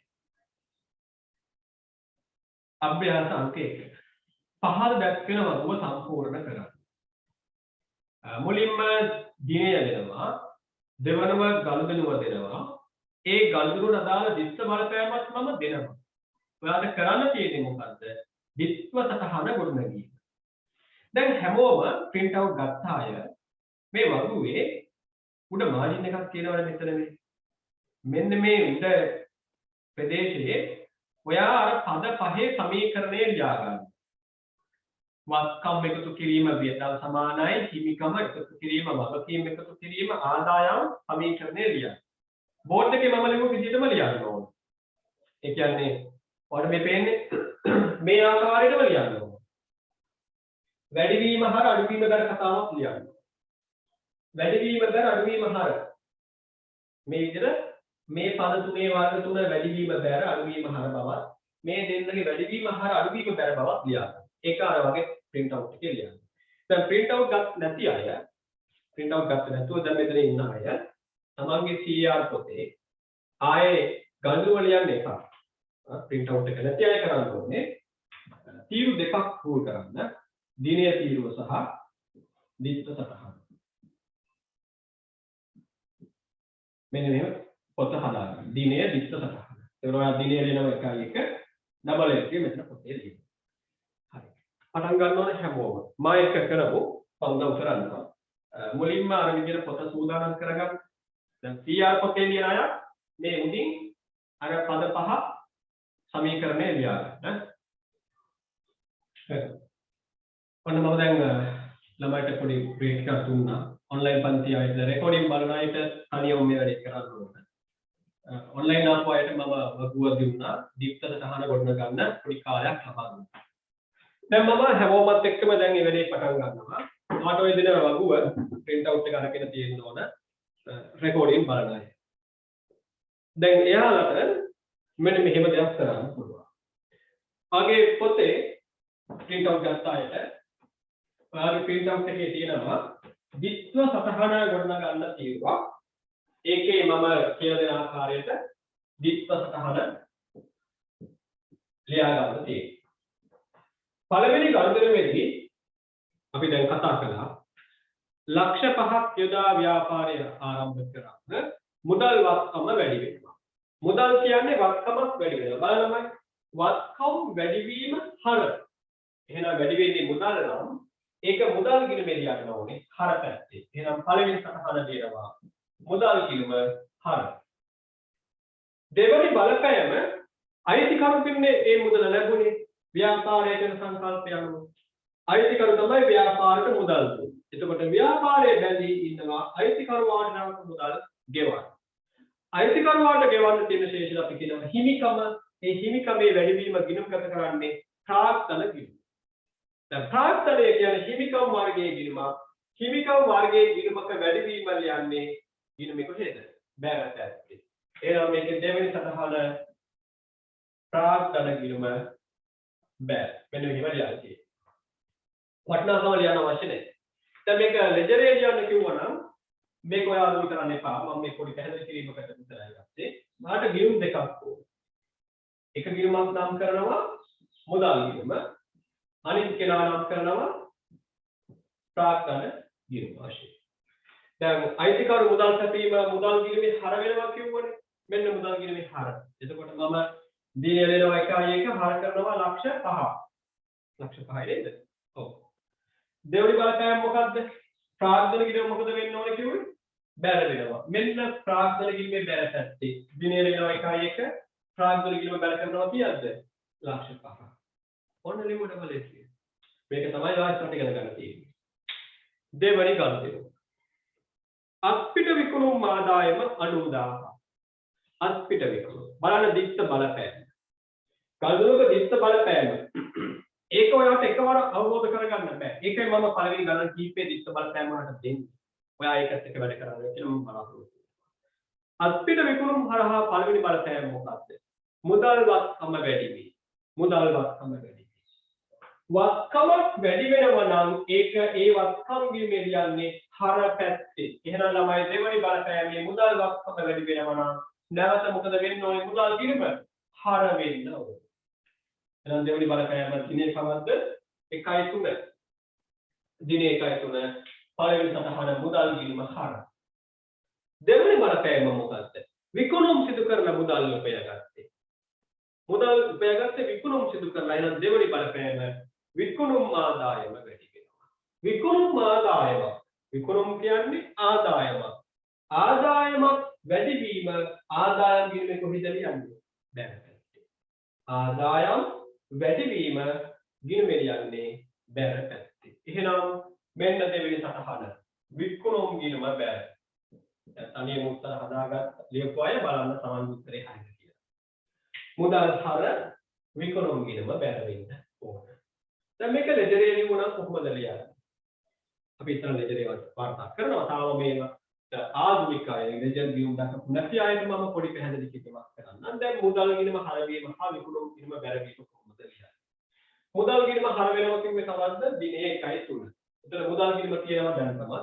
ඒකේ දිනේ දෙනවා 1.3. මේ වතාවේ හර වෙන්න ඕන කීයක්ද? 90000. ඔන්න මුදල් ගිණුම හර කරනවා. මුදල් ගිණුම හර. විකුණු බැර වෙන්න ඕන කියනවා. විකුණු නැමැති ගිණුම බැර වෙන්නේ. එහෙනම් මම ආරම්භ කරන්න ඕන තව එක ගිණුමක්. මොකක්ද ඒකේ නම? විකුණුම් ගිණුම. විකුණුම් ගිණුම. එයා බැර වෙන්න ඕන. එහෙනම් දිනේ දෙනවා එකයි තුල බැර පැත්තේ. වටනාකම ලියනවා අනුවා. ලෙජරේ වාර්තා කරන්න කොහොමද? මුදල් ගිණුම හර කරා විකුණුම් ගිණුම බැර කරා. හරි. ඒක අපි ඉස්සරහට කරමු. දැන් යනවා ඊළඟ දවසේ ගන්නකොට. දිනේ 1.5. දිනේ 1.5. 1.5 තියෙනවා බැංකු ණය මුදලක් ලබා ගැනීම කරනවා. බැංකු ණය ගන්නවා. බලන්න දිස්ස බලපෑම බැංකු ණය ගත්තම මුදල් වත්කම වැඩි වෙනවනේ. බැංකුවෙන් ව්‍යාපාරයට මුදල් ලැබෙනවා. බැංකුවෙන් ව්‍යාපාරයට මුදල් ලැබුණම මුදල් ශේෂය වැඩි වෙනවා. මුදල් වත්කම වැඩි වෙනවා. මුදල් වත්කම වැඩි වීම මුදල් ගිණුමේ ලියන්න ඕනේ කොයි පැත්තේද? බලන්න. මුදල් කියන්නේ වත්කම. වැඩි වීම ලියන්න ඕනේ කොහෙද? හර පැත්තේ. එහෙනම් දිනේ 1.5 මම මුදල් ගිණුම හර කර ගන්න ඕනේ. මුදල් ගිණුම හර. ඒ වතාවේ මුදල් වැඩි උනේ බැංකුවෙන් ලෝන් එකක් ගත්තා. බැංකුවෙන් ගත්ත ලෝන් එක බැංකුවට අනාගතයේ ගෙවන්න. බැංකුවට අනාගතයේ ගෙවන්න තියෙන ශේෂ්ඨ අපි නමක් කියනවා මොකද්ද? වගකීමක්. ඔයා මේ මොහොතේ බැංකුවට ණය වෙලා ඉන්නවා මේ මුදල ගෙවන්න. ඒ ගෙවන්නම් කියන ප්‍රමාණය ඔයා විසින් බැංකුවට ගෙවන්න තියෙන ප්‍රමාණය ඔයාට බැඳීමක් වගකීමක්. වගකීමක ඉහළ යාම වගකීමක වැඩි වීම කොහෙද ලියන්නේ? වගකීම් ගිණුමේ බැර පැත්තේ. වගකීම් වැඩි වීම බැර. එහෙනම් දෙවෙනි සටහන ලියනවා මුදල් ගිණුම හර දෙවෙනි සටහන බැංකු ණය ගිණුම බැර. බැංකු ණය ගිණුම බැර. තුන්වෙනි ගණනුව තියෙන්නේ නේද? දැන් හතරවෙනි ගණනුව. දිනේ 1.7. 1.7 තියෙනවා අත්පිට ගැනුම් ලක්ෂ 7. අත්පිට ගැනුම්. මේ ළමයි අත්පිට ගැනුම් කියලා අපි අදහස් කරන්නේ මුදල් ගෙවා භාණ්ඩ ලබා ගැනීම. මොකද මේ භාණ්ඩ ලබා ගන්නේ? නැවත විකිණීමේ අරමුණ. දැන් ඒක හැමෝටම මතක නැතුව ඇති. අත්පිට ගැනුම් කිව්වම ඒක දන්න කොටසක් විතර ඉන්නවා මේ ඔන්ලයින් පාස්සියේ. රෙකෝඩින් බලලා යනවා. සමහර අය ඒක දන්නේ නැහැ. ඒ අයට දැනගන්න තමයි මම දෙවෙනි පිටුවට මේක කියනවා. බලන්න වාගේ ටියුට් එකේ දෙවෙනි පිටුව. වාගේ ටියුට් එකේ දෙවෙනි පිටුවේ තියෙනවා උඩින්ම ණය තියන් ණය හිමියම් බෝල ණය ඊළඟට තියෙනවා අත්පිට ගැනුම්. මොකක්ද කියන්නේ? මුදල් ගෙවා බඩු තොගයක් මිලදී ගැනීම. බඩු තොගයක් කියන්නේ මොකක්ද කියලා පහලින් කියනවා. බඩු තොගයක් කියන්නේ මොකක්ද? නැවත විකිණීම සඳහා ව්‍යාපාරය විසින් තබා තිබෙන දේ. අපි පාරිභෝගිකයන්ට අලෙවි කිරීම සඳහා භාණ්ඩ ලබා ගන්නවට අපි කියනවා අත්පිට ගැනුම්. මුදල් ගෙවලා භාණ්ඩ ලබා ගන්න. පාරිභෝගිකයන්ට අලෙවි කිරීම යනුනේ ගන්න. ව්‍යාපාරයේ පාවිච්චිට ගන්න දේවල් අත්පිට ගැනුම් කියලා කියන්නේ නේ. හරිද? ව්‍යාපාරයේ පාවිච්චිට ලීබරු ගන්නවා. ඒක අත්පිට ගැනුම් කියන්නේ නේ. ඔයා මිලදී ගන්නව දෙයක් ආයේ ඒක තව කෙනෙකුට විකිණීමේ අරමුණ. භාණ්ඩ තොගයක් ලබා ගන්න. අන්න ඒවට අපි කියනවා අත්පිට ගැනුම්. මුදල් ගෙවා ගන්න. මොකද්ද දිත්ත බලපෑම? ටියුට් එකේ තියෙනවා. මොකද්ද පළවෙනි බලපෑම? අත්පිට ගැනුම්. බඩු තොග කියන වත්කම වැඩි කිරීම. ඕනේ. විකුණන්න අල්ල පරිප්පු සීනි වගේ දේවල් ගත්තම අපේ ගබඩාවේ බඩු තොගේ තැන්පත් කරනවා. ඒක අපේ දේපල වත්කම. බඩු තොග වත්කම වැඩි වෙනවා. මිලදී ගන්නේ බඩු තොගයක්. ඒක අපිට වත්කම. වත්කමක වැඩිවීම කොහොමද කරන්නේ කියන්නේ? වත්කමක වැඩිවීම ගිරෙන්නේ කොහේද? හර පැත්තේ. වත්කම් වැඩිවීම හර. දැන් ඔයා හර කරන්නේ කවුද? බඩු තොග ගිණුම නෙමෙයි. බඩු තොගේ වටිනාකම සටහන් කරන ගිණුමට මම නමක් කියනවා දිනේ 1.7. අපි ඒකට කියන්නේ ළමයිනේ ගැනුම් ගිණුම කියලා. ගැනුම් ගිණුම කියලා හදාගන්න. ගැනුම් ගිණුම හර වෙන්නේ. බඩු තොග ගිණුම කියලා කියන්නේ නැහැ. දැන් ඒ වගේ දේවල් වර්ධින්නත් එක්කම තමයි මම නිශ්ශබ්දව හිටියේ. වැරදිලා ඉගෙන ගත්තම ආයෙ වර්ධින්නේ. බඩු තොගේක වටිනාකම අපි හර කරගන්නවා ගැනුම් ගිණුමට. මේ තොගය ගත්තම මේ ගැනුම් ගිණුමට හර තොගය ගත්තේ කොහොමද? මුදල් ගෙවලා. බලන්න දෙවෙනි බලපෑම. දිනේ 1.7 බලන්න දෙවෙනි බලපෑම මොකද්ද? මුදල් වත්කම අඩු වෙනවා. තොගය මිලදී ගත්තේ මුදල් ගෙවලා. එතකොට මුදල් ශේෂය අඩු වෙනවා. මුදල් කියන්නේ වත්කමක් නේ බලන්න මුදල් වත්කම අඩුයි. මුදල් නැමැති වත්කම අඩු වෙන්නේ. මුදල් කියන්නේ වත්කමක්. අඩු වෙනවා නම් ඒක අඩු වෙන පැත්ත කොහෙද? බැර. මුදල් ගිණුමේ මේ මුදල් ගිණුම මම රෝල් කළා. මුදල් වැඩි වෙන විට ආයතනයේ මොකද වෙන්නේ මුදල් ගිණුම හරක් කරනවා. ආයතනයේ මුදල් අඩු වෙනවා නම් ඒක මුදල් ගිණුම කොහෙද ලියන්නේ? බැර පැත්තේ. බැර පැත්තේ. එහෙනම් දෙවෙනි සටහන මුදල් ගිණුම බැර. මුදල් ගිණුම බැර. ඔන්න ළමයි අත්පිට ගැනුම් ඩබල් එන්නේ. ගැනුම් හර මුදල් බැර. ඊළඟ ගනුදෙනුව සිදු වෙනවා 1.10. 1.10 ණයට ගැනුම් 60000. ණයට ගැනුම්. 1.7 මුදල් ගෙවා බාණ්ඩ ගත්තේ. 1.10 බාණ්ඩ ගන්නවා හැබැයි ණයට. ඒ කියන්නේ මුදල් ගෙවන්නේ නැහැ. පසුව මුදල් ගෙවන්නම් කියලා පොරොන්දු වෙනවා. ඔයා දැන් බාණ්ඩ ගේනවා. බාණ්ඩ සැපයුම් කරුට කියනවා දැන් මුදල් ගෙවන්නේ නැහැ. ලබන සතියේ ලබන මාසේ මුදල් ගෙවන්න. මුදල් පසුව ගෙවීමේ පොරොන්දුව මත එයා බාණ්ඩ ලබා ගන්නවා. ණයට ගැනුම්. පළවෙනි බලපෑම මොකක්ද? ණයට ගත්තා. මුදල් ගෙවා ගත්තා. අපිට බාණ්ඩ තොගයක් ලැබෙනවා. තොග වත්කම වැඩි වෙනවා නේද? තොග වත්කම වැඩි වෙනවා. වත්කමක් වැඩි වෙනවා. වත්කමක් වැඩි වීම ගිණුමේ කොහෙද යන්නේ? හර පැත්තේ. එහෙනම් ණයට ගත්තමත් ළමයි මම ගැනුම් ගිණුම හර කරන්නේ. ගැනුම් හර.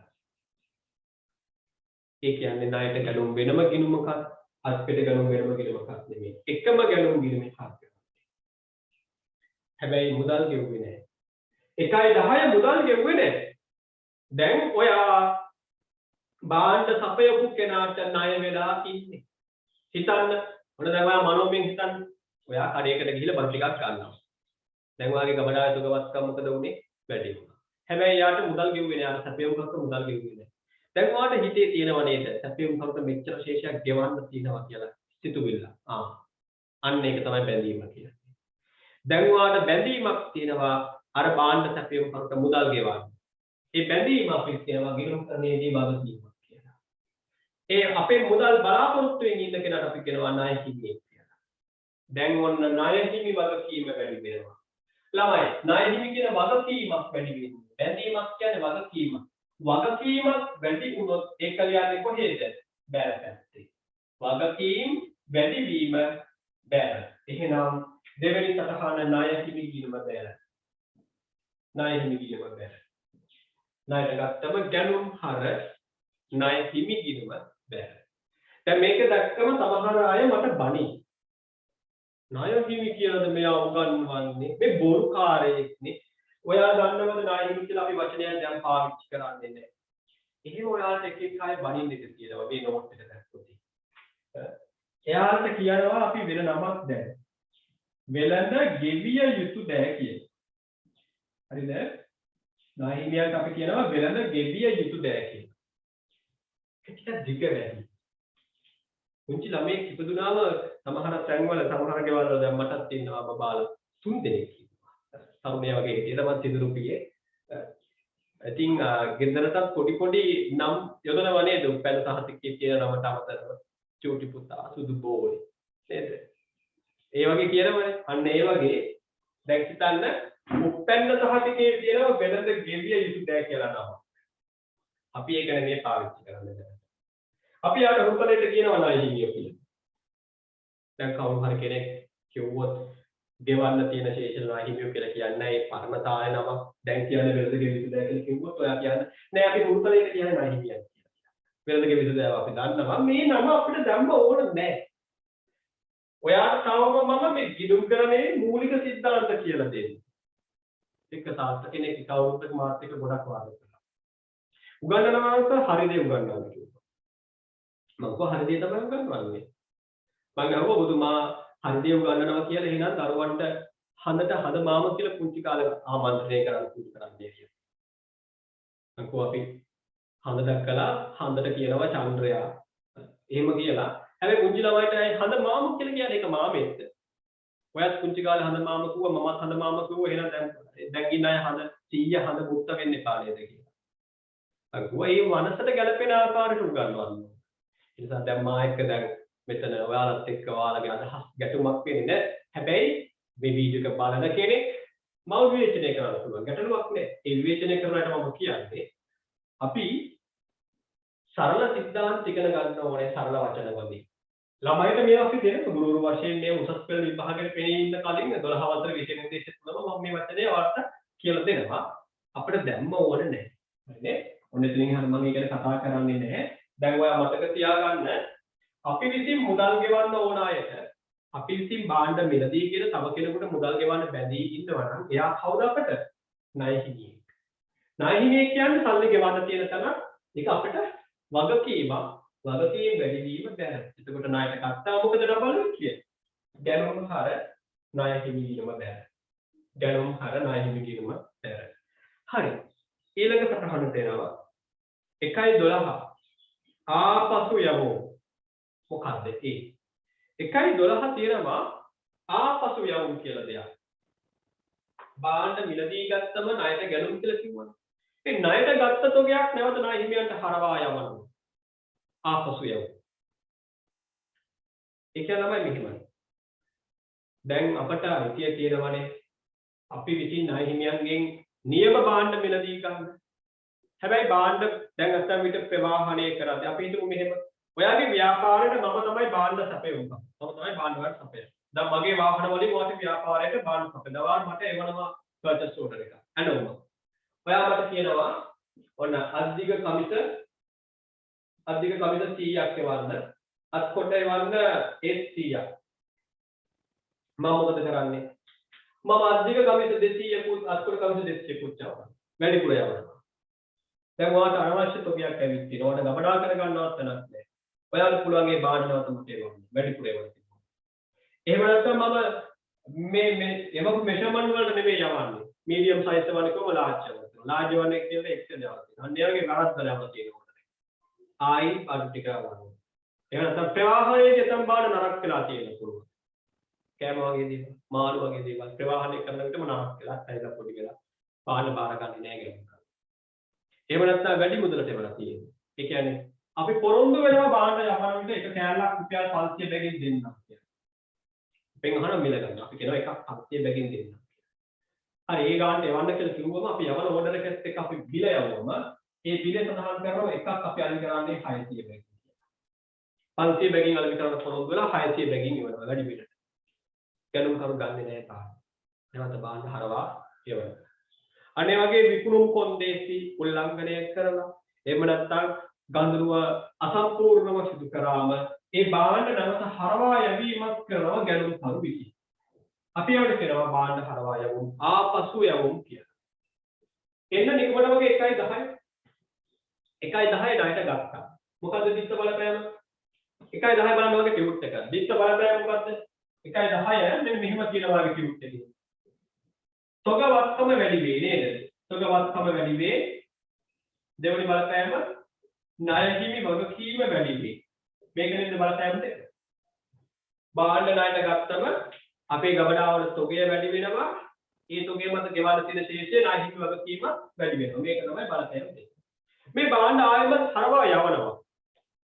සැපයුම් කරුවන්ට භාණ්ඩ නැවත හරවා යවනවා. එතකොට මොකද වෙන්නේ? අපේ ගබඩාවේ තියෙන තොගය නැවත අඩු වෙනවා.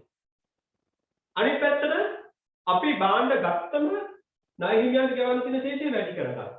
ඔයා ළඟට භාණ්ඩ ආවම ඔයා ණය හිමියන්ට ගෙවන්න තියෙන ශේෂයක් වශයෙන් එක හඳුනගන්න. හැබැයි ගත්ත භාණ්ඩ ආයෙ ණය හිමියන්ට බාර දෙනවා. ණය හිමියන්ට බාර දෙනවා නම් ආයෙ සල්ලි ගෙවන්න ඕනේ නැහැ. එහෙනම් ණයට ගත්තම තොගය වැඩි වුණා, වගකීම් වැඩි වුණා. ඒ භාණ්ඩ හරවා යවුවම මේ බලපෑමේ ප්‍රතිවිරුද්ධ දෙයක් මොකද වෙන්නේ? තොගවත්කම අඩු වෙනවා, ණය හිමි වගකීම් අඩු වෙනවා. නේද? බලන්න දිනේ 1.12 ආපසු යමු. මොකද දිස්ස බලපෑම තියෙන්නේ? කවුදින් කියනවා. බලන්න දිනේ 1.12.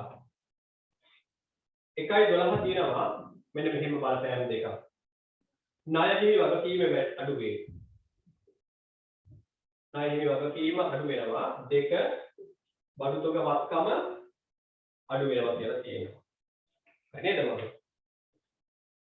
තොගය ගත්තම තොග ගිරම හර ගැනුම් හර. තොග ගිරම වැඩි වුණා ගැනුම් ගිරම හර. දැන් දෙවෙනි බලපෑම තමයි බාණ්ඩ මිලදී ගත්තම වගකීම වැඩි වුණා. වගකීම වැඩි වන විට වගකීම වැඩි වීම බැර කියන සංකල්පයෙන් ණය හිමි ගිරම බැරවනවා. දැන් එයත් එක්ක තියෙන බැඳීමෙන් අපි නිදහස් වෙනවා. අපි සල්ලි නොගෙවා 10 වෙනිදා බාරගත්ත තොගේ නැවත නායකයට බාර දෙනවා. එතන වගකීමෙන් නිදහස් වෙනවා. වගකීම අඩු වෙනවා. වගකීම් අඩු වෙනවා නම් ඒක පිළිවෙල කොහෙද ලියන්නේ? හර පැත්තේ. වගකීම අඩු වෙනවා නම් ඒ ලියන්නේ ගිණුමේ හර පැත්තේ. එහෙනම් මෙන්න පළවෙනි සටහන ණය හිමි ගිණුම හර. ණය හිමි ගිණුම හර. දෙක. තොග වත්කම අඩු වෙනවා. ළමයි බලන්න බෝඩ් එක. වත්කම් වැඩි වීම හර. දැන් වත්කම් අඩු වෙනවා. වත්කම් අඩු වීම බැර. ළමයි තොගේ මිලදී ගත්තම තොග වත්කම වැඩි වුණා. කවුද හරවන්නේ? ගැණුම්. තොග වත්කම වැඩි වීම ගැණුම් ගිණුමේ හර කරේ. දැන් තොග වත්කම අඩු වෙනවා. හැබැයි ළමයි වත්කම් අඩු වීම බැර කියන සංකල්පයෙන් ගැණුම් බැර කරන්නේ නැහැ. බැර කරන්නේ ආපසු යවුම් ගිණුම. උත්තරේ හදා ගන්න හරිද? ආපසු යවුම් ගිණුම බැර වෙනවා. පාණ්ඩ හරවා යවන විට තොග වත්කම අඩු වෙනවා. හැබැයි ගැණුම් ගිණුම නෙමෙයි බැර වෙන්නේ. ආපසු යවුම් ගිණුම. තොග වත්කම වැඩි වුණාම මිලදී ගත්තම තොග වත්කම වැඩි වුණා. හර වුණා ගැණුම්. ඒ තොගේ හරවා යවුම ගැණුම් වෙනුවට බැර වෙනවා. ආපසු යවුම් ගිණුම. මේ වගේ තව ගිණුම් තියෙනවා. විකුණුම් වලට සහ ගැණීම් වලට දෙකක් තමයි තියෙනවා. අවස්ථා දෙකයි තමයි තියෙන්නේ. බය වෙන්න එපා. ඊට වඩා වෙනස් වෙන්නේ නැහැ. හරි. ඒ 1.12. ඊළඟ එක 1.15. 1.15 අපිට කියනවා ණය හිමියන්ට රුපියල් 20000ක් ගෙවීම. ණය හිමියන්ට රුපියල් 20000ක් ගෙවනවා. ඒ කියන්නේ ණය හිමියෝ කියන්නේ අපෙන් සල්ලි බලාපොරොත්තු වෙන අයනේ. අපිට බාණ්ඩ දීලා අපෙන් සල්ලි බලාපොරොත්තු වෙන අය අපි කියනවා ණය හිමියෝ කියලා. දැන් එයාලගේ නිදහස් වෙන නම් අපි මුදල් ගෙවන්න. ඔන්න 1.20 sorry 1.15 මුදල් ගෙවනවා 20000. බලන්න වගකීම අඩු වෙනවා නේද? දිනේ 1.15. මෙන්න මෙහෙම දිස්ස බලපෑමක් කියනවා. ණය හිමි වගකීම අඩු වේ. දෙවෙනි බලපෑම මොකද්ද? මුදල් ගෙවුවම මුදල් වත්කම අඩු වේ. මෙහෙම නේද තියෙන්නේ? සල්ලි ලැබුණම එයත් එක්ක තියෙන බැඳීමෙන් අපි නිදහස් වෙනවා. වගකීම අඩු වෙනවා. බලන්න සමීකරණය. වගකීම් අඩු වීම මොකද වෙන්න ඕනේ? හරනේ. වගකීම අඩු වීම ගිණුමේ ලියන්නේ හරට. ඒක සල්ලි ගෙවුවම ණය හිමි ගිණුම හර. ණය හිමි ගිණුම හර. වගකීමෙන් අඩු වෙන අපි මුදලුත් ගෙවුවා. මුදල් ගෙවුව නිසා වගකීමෙන් අඩු වුණේ. මුදල් ගෙවුවම මුදල් ශේෂය මොකද වෙන්නේ? මුදල් වත්කම අඩු වෙනවා. මුදල් වත්කම අඩු වෙනවා. බලන්න. වත්කමක් අඩු වෙනවා. වත්කමක් අඩු වෙනවා නම් ඒක කොහෙද ලියන්නේ ගිණුමේ? බැර පැත්තේ. එහෙනම් ණය හිමි හර වෙද්දී මුදල් ගිණුම මොකද වෙන්න ඕනේ? බැර. ඔන්න තමයි එන්නේ. ණය හිමි හර මුදල් බැර. දිනේ 1.15.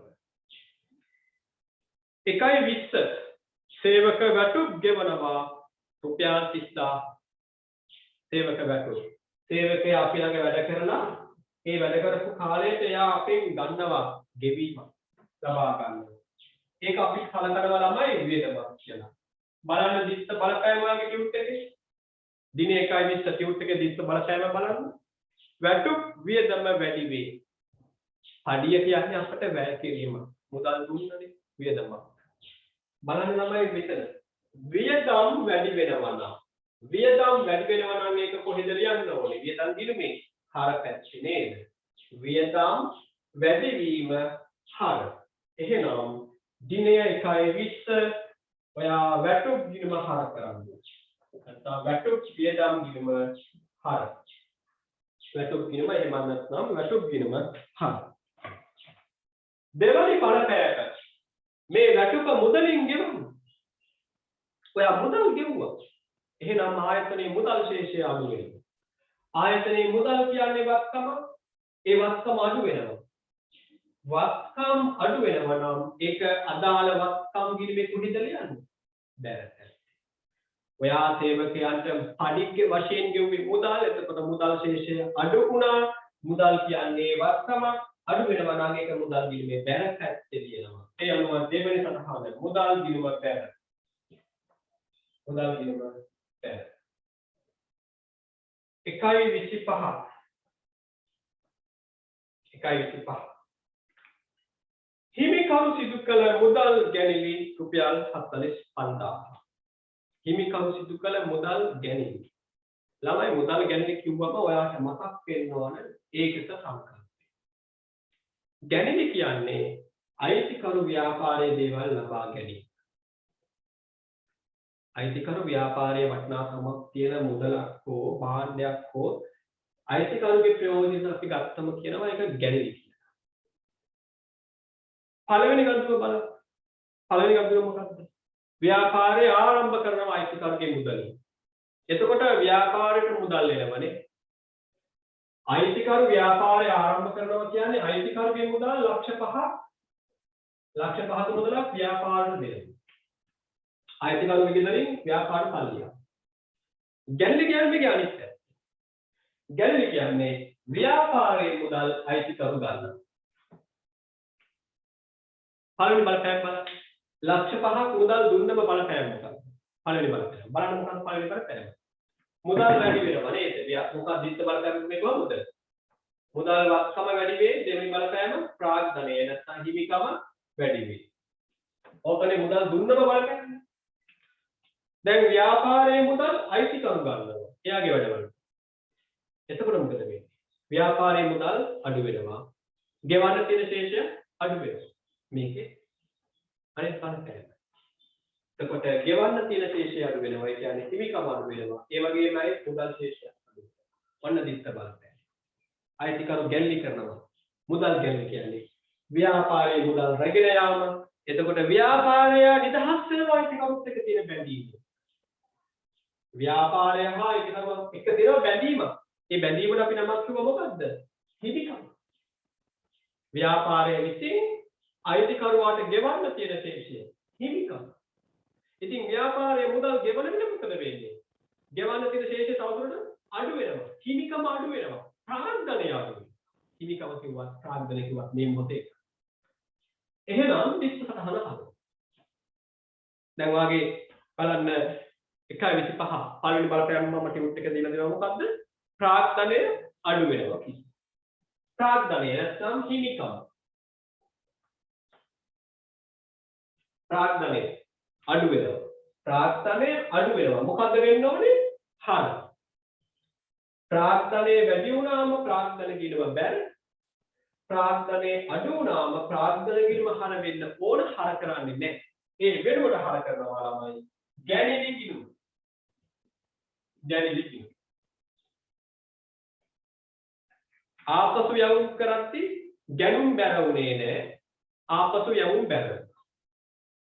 අයිතිකරු මුදල් අරගෙන යන විට ප්‍රාග්ධනය අඩු වෙනවා කියලා අපි කියලා ප්‍රාග්ධනය අඩුවීම හර කියන සංකල්පයට අනුව ප්‍රාග්ධන ගිණුම වෙනුවට එයාගේ උපගිණුමක් හර කරනවා කවුද? ගැණිලි ගිණුම. ගැණුම් නෙමෙයි ගැණිලි ගිණුම. දෙවෙනි බලපෑම මොකක්ද? ඒ ප්‍රාග්ධන අඩුවීමනේ ගැණිලි ගිණුමට හර කරේ. දෙවෙනි බලපෑම මොකක්ද? මුදල් අඩු වෙනවා. මුදල් කියන්නේ වත්කම. මුදල් කියන්නේ වත්කම අඩු වෙනවා. මුදල් අඩු වීම මුදල් ගිණුමේ කොහෙද ලියන්නේ? බෑර් පැත්තේ. ඔන්න ඩබල් එන්ට්‍රි. මොකක්ද ඩබල් එන්ට්‍රි? ගැණිලි හර මුදල් බෑර්. ගැණිලි හර මුදල් බෑර්. අවසාන ගනුදෙනුව. අවසාන ගනුදෙනුවේ තියෙනවා රුපියල් 50000ක් බැංකු ණය සඳහා ගෙවීම. ඒ කියන්නේ බැංකුවෙන් අපි ගත්තනේ මුලින්ම ලෝන් එකක්. ඒ ලෝන් එකට අපි ආයෙත් දැන් ඔන්න සල්ලි ගෙවනවා. ඔයා යන්න ආයෙත් 1.5 ගණදෙනුව බලන්න. 1.5 බලන්න ලක්ෂ 6ක බැංකු ණය මුදලක් ලබා ගත්තා.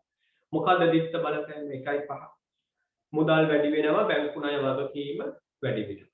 මුදල් වැඩි වුණා බැංකු ණය වගකීම වැඩි වුණා. එතකොට අපි ඒක ලිව්වේ කොහොමද? මුදල් ගිණුම හර බැංකු ණය ගිණුම බෑර. ඒ ලෝන් එක ගත්තා. දැන් ලෝන් එක ආයෙ ගෙවනවා. ගෙවුවම බැංකුවත් එක්ක අපේ බැඳීම අඩු වෙනවා. ඒ කියන්නේ වගකීම මොකද වෙන්නේ දැන්? අඩු වෙනවා. ලෝන් එක ගත්තම බැඳීම් වැඩි වුණා. ලෝන් එක ගෙවුවම වගකීම් බැඳීම් අඩු වෙනවා. ඩබල් එන්ට්‍රි කොහොමද හදන්නේ? බලන්න බලපෑම බැංකු ණය වගකීම අඩු වෙනවා. වගකීම් අඩු වේ. මොකද වෙන්නේ? හර. වගකීම අඩුවීම වගකීම් දීමේ හර මොන වගකීම් දීමද බැංකු ණය කිරීම. එහෙනම් දිනය 1.30 බැංකු ණය කිරීම හර දෙවනි බලපෑම. බැංකුවට අපි ගෙවුව මුදල් නේද? බැංකු ණය නිදහස් වෙන්න අපි බැංකුවට මුදල් ගෙවුව 50,000. මුදල් කියන්නේ මොකද්ද? වත්කමක්. මුදල් කියන්නේ වත්කමක්. බැංකුවට මුදල් ගෙවුව මුදල් ශේෂය අඩු වෙනවා. මුදල් කියන වත්කම අඩු වෙනවා. වත්කම අඩු වෙනවා. මොකද වෙන්න ඕනේ? බැල. වත්කම් අඩු වීම වත්කම් දිලිමියන්නේ බැල පැත්තේ. එහෙනම් දෙවෙනි සටහන මුදල් දිලිම බැල. ඔන්න ඩබල් එන්ට්‍රි. බැංකු ණය හර මුදල් දිලිම බැල. හරි. අපි ඔන්න පළවෙනි ගණනට අදාළව දිත්ත සටහන් ගොඩනගුවා. මේක හැමෝටම එකවර තේරෙන්නේ නැහැ. කලබල වෙන්න එපා මේක අයියෝ අල්ලගන්න බැරි වුණා නේද කියලා. සමහර අයගේ වැරදි ඇති. මට කියන්න බලන්න දැන් ඉන්නවා 26 දෙනෙක්. කී දෙනෙක්ගෙන් මේක සම්පූර්ණයෙන්ම හරි ගියාද කියලා? මට ඉක්මනින් chat box එකට දාන්න මම කියලා දුන්න විදියටම ඔයාලා උත්තර කී දෙනෙක් තියෙනවද කියලා. හරි.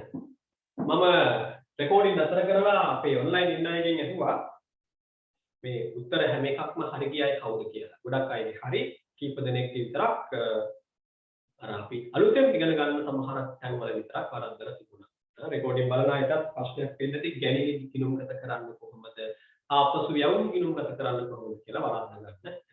ඒ වගේම කියලා ගැටලුවක් වෙන්නේ නැහැ. අපි දැන් දන්නවා. දැන් ඉගෙන ගන්න තියෙන්නේ ඒවා ඊළඟ කාරණේදී හරියට අවබෝධ කරගෙන හදන එකයි තියෙන්නේ. දැන් මම යනවා මේ ගණිතුරුමට අදාළව සමීකරණයේ තොරතුරු වාර්තා කරන්න. හරි. දැන් හැමෝම CR පොතේ පද පහේ සමීකරණය ලියා ගන්න. පද පහේ සමීකරණය ලියා ගන්න CR පොතේ.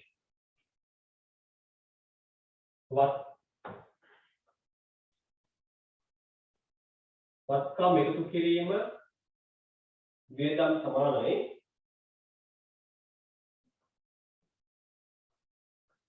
කාන්දනය වගකීම් ආදාය. උඩින් රුපියල් 1000 වලින් කියලා දක්වන්න. උඩින් දක්වන්න මෙන්න මේ ආකාරයට. රුපියල් ප්‍රමාණවත් දාලා 0.3 1000 වලින් කියලා පෙන්නනවා. හැමෝම සමීකරණයන් සියපතේ දැන් මෙහෙම හරහට නෙවෙයි දිගටට ඉරූ කරන්න ඕන නැහැ. එහෙම ඉරූ කරන්න අවශ්‍ය වෙන්නේ නැහැ. පොතේ පිටුව හරියට පහට වගේ බෙදාගෙන වත්කම් එකතු කිරීම වියදම් සමානයි ප්‍රාර්ථන එකතු කිරීම වගකීම් එකතු කිරීම ආදාය. දැන් ඔයාලට කරන්න තියෙන ලිස්ට් වැඩ. ඔයාලට ඒ ගණනුවත් සමග ඒ ගණනුවට අදාළ දිස්ත බලපෑම පද පහට බලපෑම ඇති කරන ආකාරය මම ටියුට් එකේ දීලා තියෙනවා. ඒක බලාගෙන කරන්න තියෙන සමීකරණේ වාර්තා තියෙනවා. ඒ කියන්නේ දැන් අපි කරන්න යන්නේ ගණනුක බලපෑම ගිණුම් සමීකරණේ දක්වන්නේ කොහොමද? එහෙනම් බලමු. හැමෝම ලියාගත්තද? හැමෝම සමීකරණ ලියාගෙන තියෙනවද? හරි මම පටන් ගන්නවා. පළවෙනි ගණනුව බලන්න. පළවෙනි ගණනුවේ කියනවා රුපියල් ලක්ෂ 5ක් යොදා ව්‍යාපාරය ආරම්භීම. දැන් ගණනුව හොඳට කියපන්. රුපියල් ලක්ෂ 5ක් යොදා ව්‍යාපාරය ආරම්භීම. ලක්ෂ 5කින් අයිතිකරු ව්‍යාපාරය ආරම්භ කරාම ඒකෙන් අපේ මේ පද පහට ඇති කරන බලපෑම මම දීලා තියෙනවා ටියුට් එකේ. දීප්ත බලපෑම බලන්න. මුදල් වත්කම වැඩි.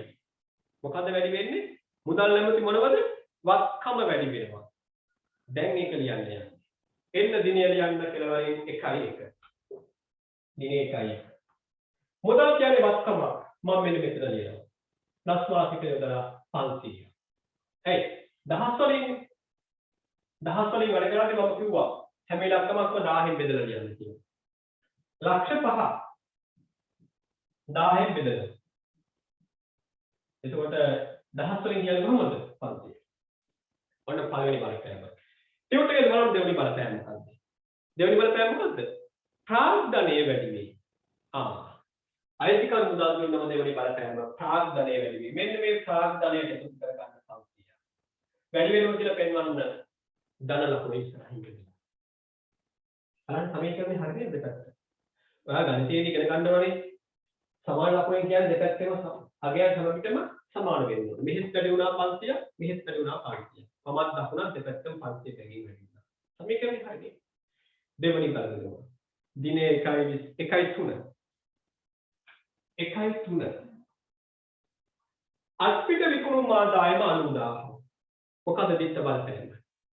මුදල් වත්කම වැඩි වී 2 විකුණුම් ආදායම වැඩි.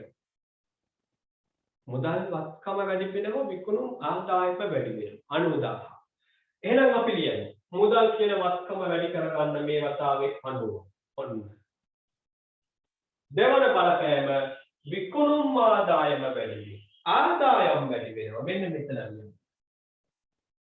අර අපි සමීකරණය ගොඩනගන මොකද කිව්වා ආදායම් ප්‍රාර්ථනෙට එකතු කරනවා කියලා. හැබැයි දැන් ආදායම් කියලා වෙනම තීරණයක් තියෙනවා. එතන ලියනවා ආදායම් කියලා වැඩි. ඒකෙත් වමයි දකුණයි දෙකටම 90 බැගින් වැඩි වෙනවා. 1.5 ලක්ෂ 6ක බැංකු ණය මුදලක් ලබා ගත්තා.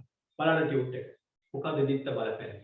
ලක්ෂ 6ක බැංකු ණයක් ගත්තම දිත්ත බලපෑම මුදල් වත්කම වැඩි වේ බැංකු ණය වගකීම වැඩි වේ. ලියමු.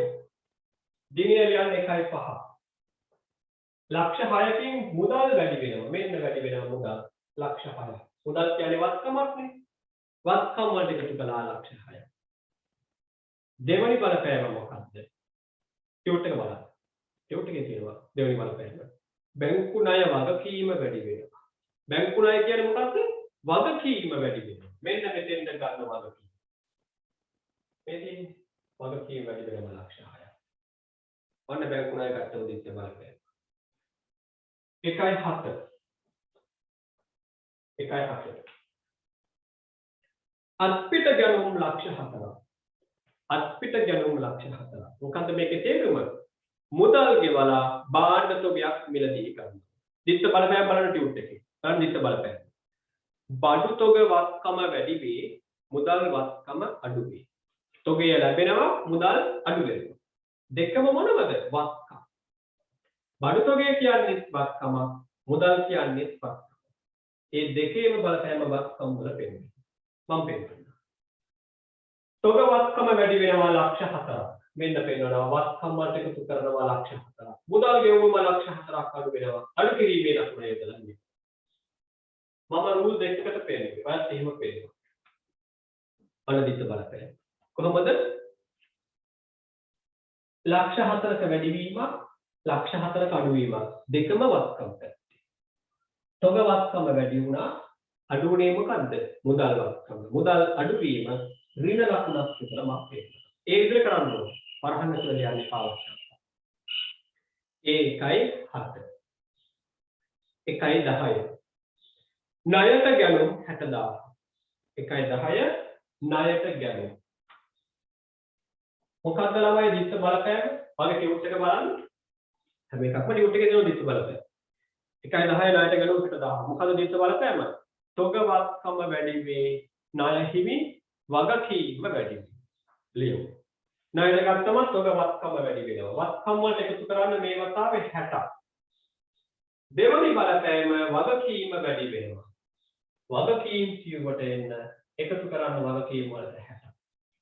ඔන්න ණයට ගත්තම දිස්ස බලපෑම. තොග ශේෂය වැඩි වුණා ඒක වත්කම. ගෙවන්න තියෙන අගේ වැඩි වුණා ඒක වගකීම. 1.12 1.12 ආපසු යවුම් 10000. ගත්ත 60000ක තොගෙන් ණය හිමියට හරවා යවනවා 10000ක තොග. ඒක නේද මේ කියන්නේ. මිලදී ගත් 60000ක තොගයක් කියනවා 10 වෙනිදා. ඒකෙන් 12 වෙනිදා මොකද කරන්නේ? 10000ක ටිකක් නැවත ණය හිමියට අපි බාර දෙනවා. එහෙනම් අපේ දිස්ස බලපෑම බලන්න. දිනේ 1.12 දිස්ස බලපෑම ටියුට් එකේ බලන්න අමාරු නම් ඔයාලට. වගකීම අඩු වේ, තොග වත්කම අඩු වේ. එහෙසි.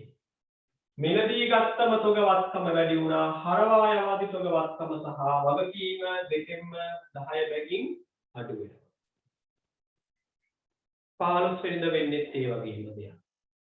1.15 1.15 ණය හිමියන්ට රුපියල් 20000ක් ගෙවනවා. ඇයි මේ සල්ලි ගෙවන්නේ?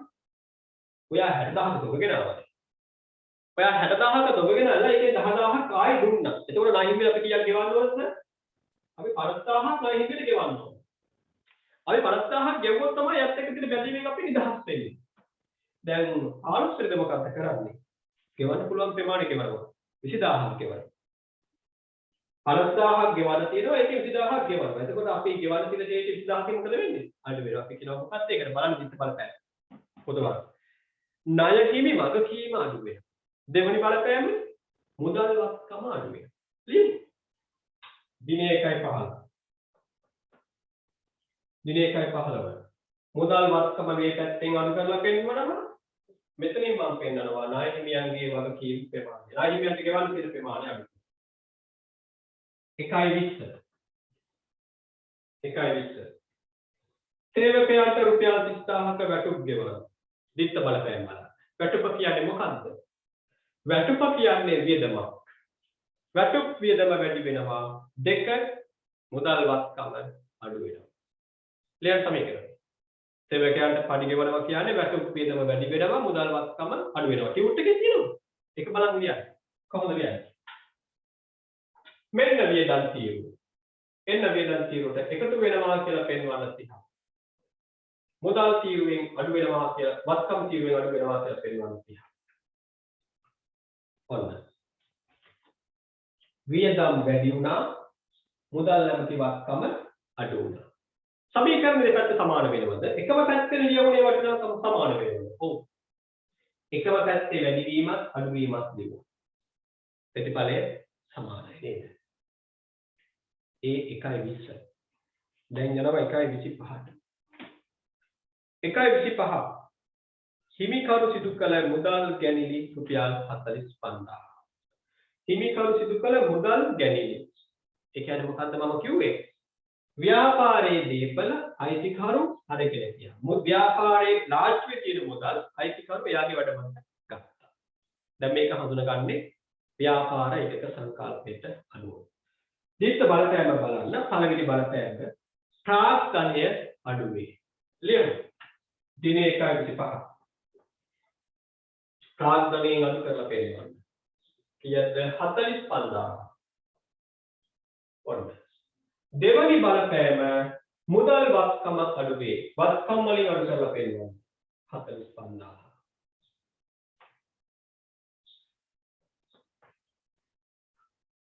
ප්‍රාග්ධනයෙන් 45ක් අඩු කළා. මුදල් ශේෂයෙන් 45ක් අඩු කළා. වත්කම් ශේෂය. අවසාන දිත්ත බලපෑම. අවසාන දිත්ත බලපෑම රුපියල් 50000ක් බැංකු ණය සඳහා ගෙවීම. රුපියල් 50000ක් ගෙවනවා බැංකු ණය වගකීමෙන් නිදහස් වෙන්න. 1.5 බලන්න. 1.5 මොකද තියෙන්නේ? ලක්ෂ 6ක බැංකු ණය ලබා ගන්නවා. බැංකු ණය ගත්තම මුදල් වැඩි වුණා ඒක වත්කමක්.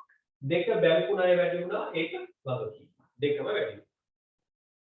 ඒ වගකීම ඇතිවන විට දැන් වගකීමෙන් අපි නිදහස් වෙනවා මුදල් ගෙවනවා. එතකොට මොකද වෙන්නේ? වගකීමත් අඩු වෙනවා. අපේ මුදල් වත්කම් ශේෂය අඩු වෙනවා. ඒකනේ තමයි ටියුට් එකේ දීලා තියෙන්නේ. බලන්න ටියුට් එක. මම බොරු ඉල්ලන්න නැහැ. බලන්න ටියුට් එක බලන්න හැමෝම බැංකු ණය වගකීම අඩු වේ මුදල් වත්කම අඩු වේ. හරිනේ? දැන් ලියමු. මෙන්න මේ පැත්තෙන් මම අඩු කරලා පෙන්නනවා මුදල් අඩු වීම 50. මම මේ පැත්තෙන් පෙන්නනවා වගකීම් අඩු වීම 50. හරි. ඔන්න ඔය ආකාරයට පුළුවන් ගනුදෙනුවක් දුන්නම ඒ ගනුදෙනුවේ දිත්ත බලපෑම. දැන් මට ප්‍රශ්නයක් ඔයාලට ප්‍රශ්නයක් එනවා. තේරුම් මේක හදාගන්න පුළුවන්. අනේ මේ තනි අහිංසක මාට කොහොමද පුළුවන් වෙන්නේ දිත්ත බලපෑම මොකද්ද කියලා හිතා ගන්න. ගනුදෙනුවක දිත්ත බලපෑම කිව්වොත් නේද? ගනුදෙනුවක් දීලා දිත්ත බලපෑමක් කිව්වොත් මෙහෙම ලියන්න පුළුවන්. අනේ ඉතින් විභාගයේ දිත්ත බලපෑම දුන්නේ නැත්නම් මම වාගේ අනිත් පැත්තට අහන්නේ. ඔයා හෙට විභාගෙ ලියන්නද? නෑ.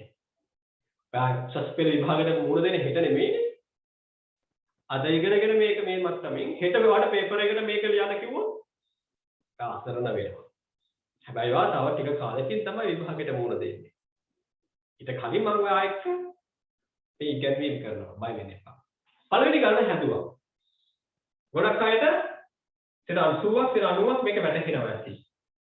හැමෝටම 200ක් වැටහෙන්නේ නෑ. ඊළඟට තවත් කණ්ඩායමක් ඉන්නවා. මුකුත්ම තේරුම් නැති අයට. හරි වැස්ස සිග්නල් අඩු වුණා කියන ඒවා කැන්කේ කියන්නේ සමහරලාට අත උස ගත්ත ගමන් එහෙමම ඉන්නව පේනවා ඒක ටිකකින් බලද්දි තව මොනවද උගන්නනවා නේද? ඒ ආයෙත් කියන තියෙන ආයෙ රෙකෝඩින් බලන්න. රෙකෝඩින් අපි නොමිලේ දෙනවා ඒක බලලා අවබෝධ කරගන්න. හැමෝගෙම ආයෝජනා කරනවා.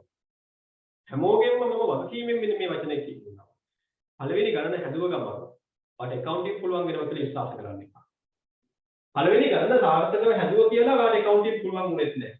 පළවෙනි ගණන වාට තේරුනේ නැහැ කියලා වාට accounting බැරි වුණෙත් නැහැ. තවම ඔයා ගිණුම් කරන්නේ දැක්ක විතරයි. ඉතින් ගණන් හද. එක ගණනකින් ඔයා මනින්න යන්න එපා. අයියෝ මට මේ පාඩම තේරෙන්නේ නැහැ. අමාරුයි. එහෙම හිතන්න එපා. එක ගණනකින් මේක පුළුවන් නම් ඇයි මම ටියුට් එකට ගණන් ගන්නෙ ගොඩක්. ප්‍රශ්න ගොඩක් එකතු කරන්නේ. එක ගණනකින් මේක වඩා අවබෝධ කරගන්න බැරි බව මම දන්න නිසා. නිසා ඉවසීමෙන් වැඩ කරමු. ඉවසීමෙන් සැලසීම ලැබෙනවා.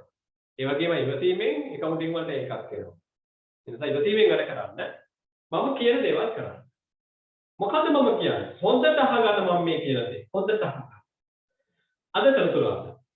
ලබන පස්සේ සලසුරාදා හවස 4ට නැවතත් පන්තිය ඔන්ලයින් පටන් ගන්නවා. මෙතෙන්ට එන්න කලින් ලබන පස්සේ සලසුරාදා එන්න කලින් අද මේ හදපු ගණන. අද හදපු කොටස් දෙක. අර වගුව සම්පූර්ණ කිරීම සහ සමීකරණය දැක්වීම වාර දෙකක් කරන්න ඕන. වාර දෙකක් කරන්න ඕන. එක ගණනයි දැන් තව ගෙදර වැඩ කරන්න තව පොතක් ගන්න. ඒ පොතේ ආයෙ ගණන ලියන්න ඕන නෑ. දිනය ලියනවා. 1 20 ලියනවා. හරිද? තනියම කරන්න. මුදල් වැඩිවීම මුදල් හර ප්‍රාන්තර එක ලියනවා. ඊළඟට ආයෙ සමීකරණයේ මේක වාර්තා කරන්න. අද සෙනසුරාදානේ පුළුවන් නම් හෙට අනිත් දවස් දෙක ඇතුළත ඊරිදා හෝ සඳුදා දවස් දෙක ඇතුළත පළවෙනි වටේ හදන්න. මේ ගණන ආයෙ වතාවක් හදන්න දෙවෙනි වටේට හදන්න බ්‍රහස්පතින්දා හෝ වඩා හොඳයි සිකුරාදා කරන්න පුළුවන්. සෙනසුරාදා තවස 4ට ඊට කලින් පුළුවන් නම් එහෙම වැඩි වාර ගණන් ඕනත් නැහැ. වාර දෙකයි එක ගණනයි. ඒක හදලා ලබන සතියේ ඔන්ලයින් පන්තියට එන්න. රෙකෝඩින් බලන්න. දිගටම යන රෙකෝඩින් බලන්න තියෙන්නේ. එතෙන් යාළුවට පුළුවන් පළවෙනි රෙකෝඩින් එක බලලා දැන් මම මේ කියන දේ අහගෙන ඉඳලා තියෙනවා. දෙවෙනි රෙකෝඩින් එක බලන්න කලින් අඩුම වශයෙන් දවස් දෙකක් ඇතුළත නේ. ඔයා රෙකෝඩින් එක බලන්න පළවෙනි දවසේ නම් දෙවෙනි ඊළඟ දවසේ රෙකෝඩින් එක බලන්න කලින් අඩුම තරමේ වාර දෙකක් හදන්න ඕනේ. හතරේ දෙවෙනි රෙකෝඩින් එක බලන්න. එහෙම වැඩ කරන අයට මම වගේ කියනවා. accounting අමාරු වෙන්නේ නැහැ. ඕනම විෂයක් තමන් ඉගෙන ගන්න ඕන පුනරීක්ෂණය කරන්න ඕන නැහැ. එහෙම නැතුව වැඩ කරන්න බෑ. හරි. කවුදෝ කියලා තියෙනවා මෙතන මේ සමෙක් කියලා තියෙනවා ගණන ස්ක්‍රීන් එකට එවන්න කියලා. ස්ක්‍රීන් එකට එවන්න දෙයක් නැහැ ටියුට් එක එවන්න. ඔයා මට WhatsApp message එකක් දාන්න ටියුට් එක එවන්න කියලා. නැත්නම් මගේ 23 කණ්ඩායමේ නම් Google Classroom එකේ මම ටියුට් එක අප්ලෝඩ් කරලා තියෙනවා. ලැබුණේ නැත්නම් ටියුට් එකට දාලා link එක ටියුට් එක ලැබුණ නැති අය මගෙන් ඉල්ල ගන්න. මොකද ටියුට් නැතුව ඉගෙන ගන්න බෑ. මම මේ ස්ක්‍රීන් එකට ෂෙයා කරා කියලා ඒක බලාගෙන පොඩි වෙලාවක් ඉඳලා ඔයාලට ගණන් ටික අවබෝධ කරගෙන ඊළඟ දවසේ ආයෙ ගණන් හදන්න ගියාම මට ටියුට් එකක් නැත්නම් අනිවාර්යයෙන්ම ටියුට් පාලක තියෙනවා. ටියුට් එක ලියාගන්න. ප්‍රශ්න දවසකට සීමිත ප්‍රමාණයක් නෙහන්නේ. ඒ ලබන සතියේට අදාළ ප්‍රශ්න ටිකවත් පොතක වෙන පොතක ලියාගෙන ඒක අරගෙන පන්තියට සහභාගී වෙන්න. හරි. එහෙනම් මම දැන් පන්තිය අතර නතර කරනවා. ගැටලු තියෙනවා නම් මීටින් එක නතර කරාට පසුව මාත් එක්ක සාකච්ඡා කරන්න පුළුවන්. අයනවා.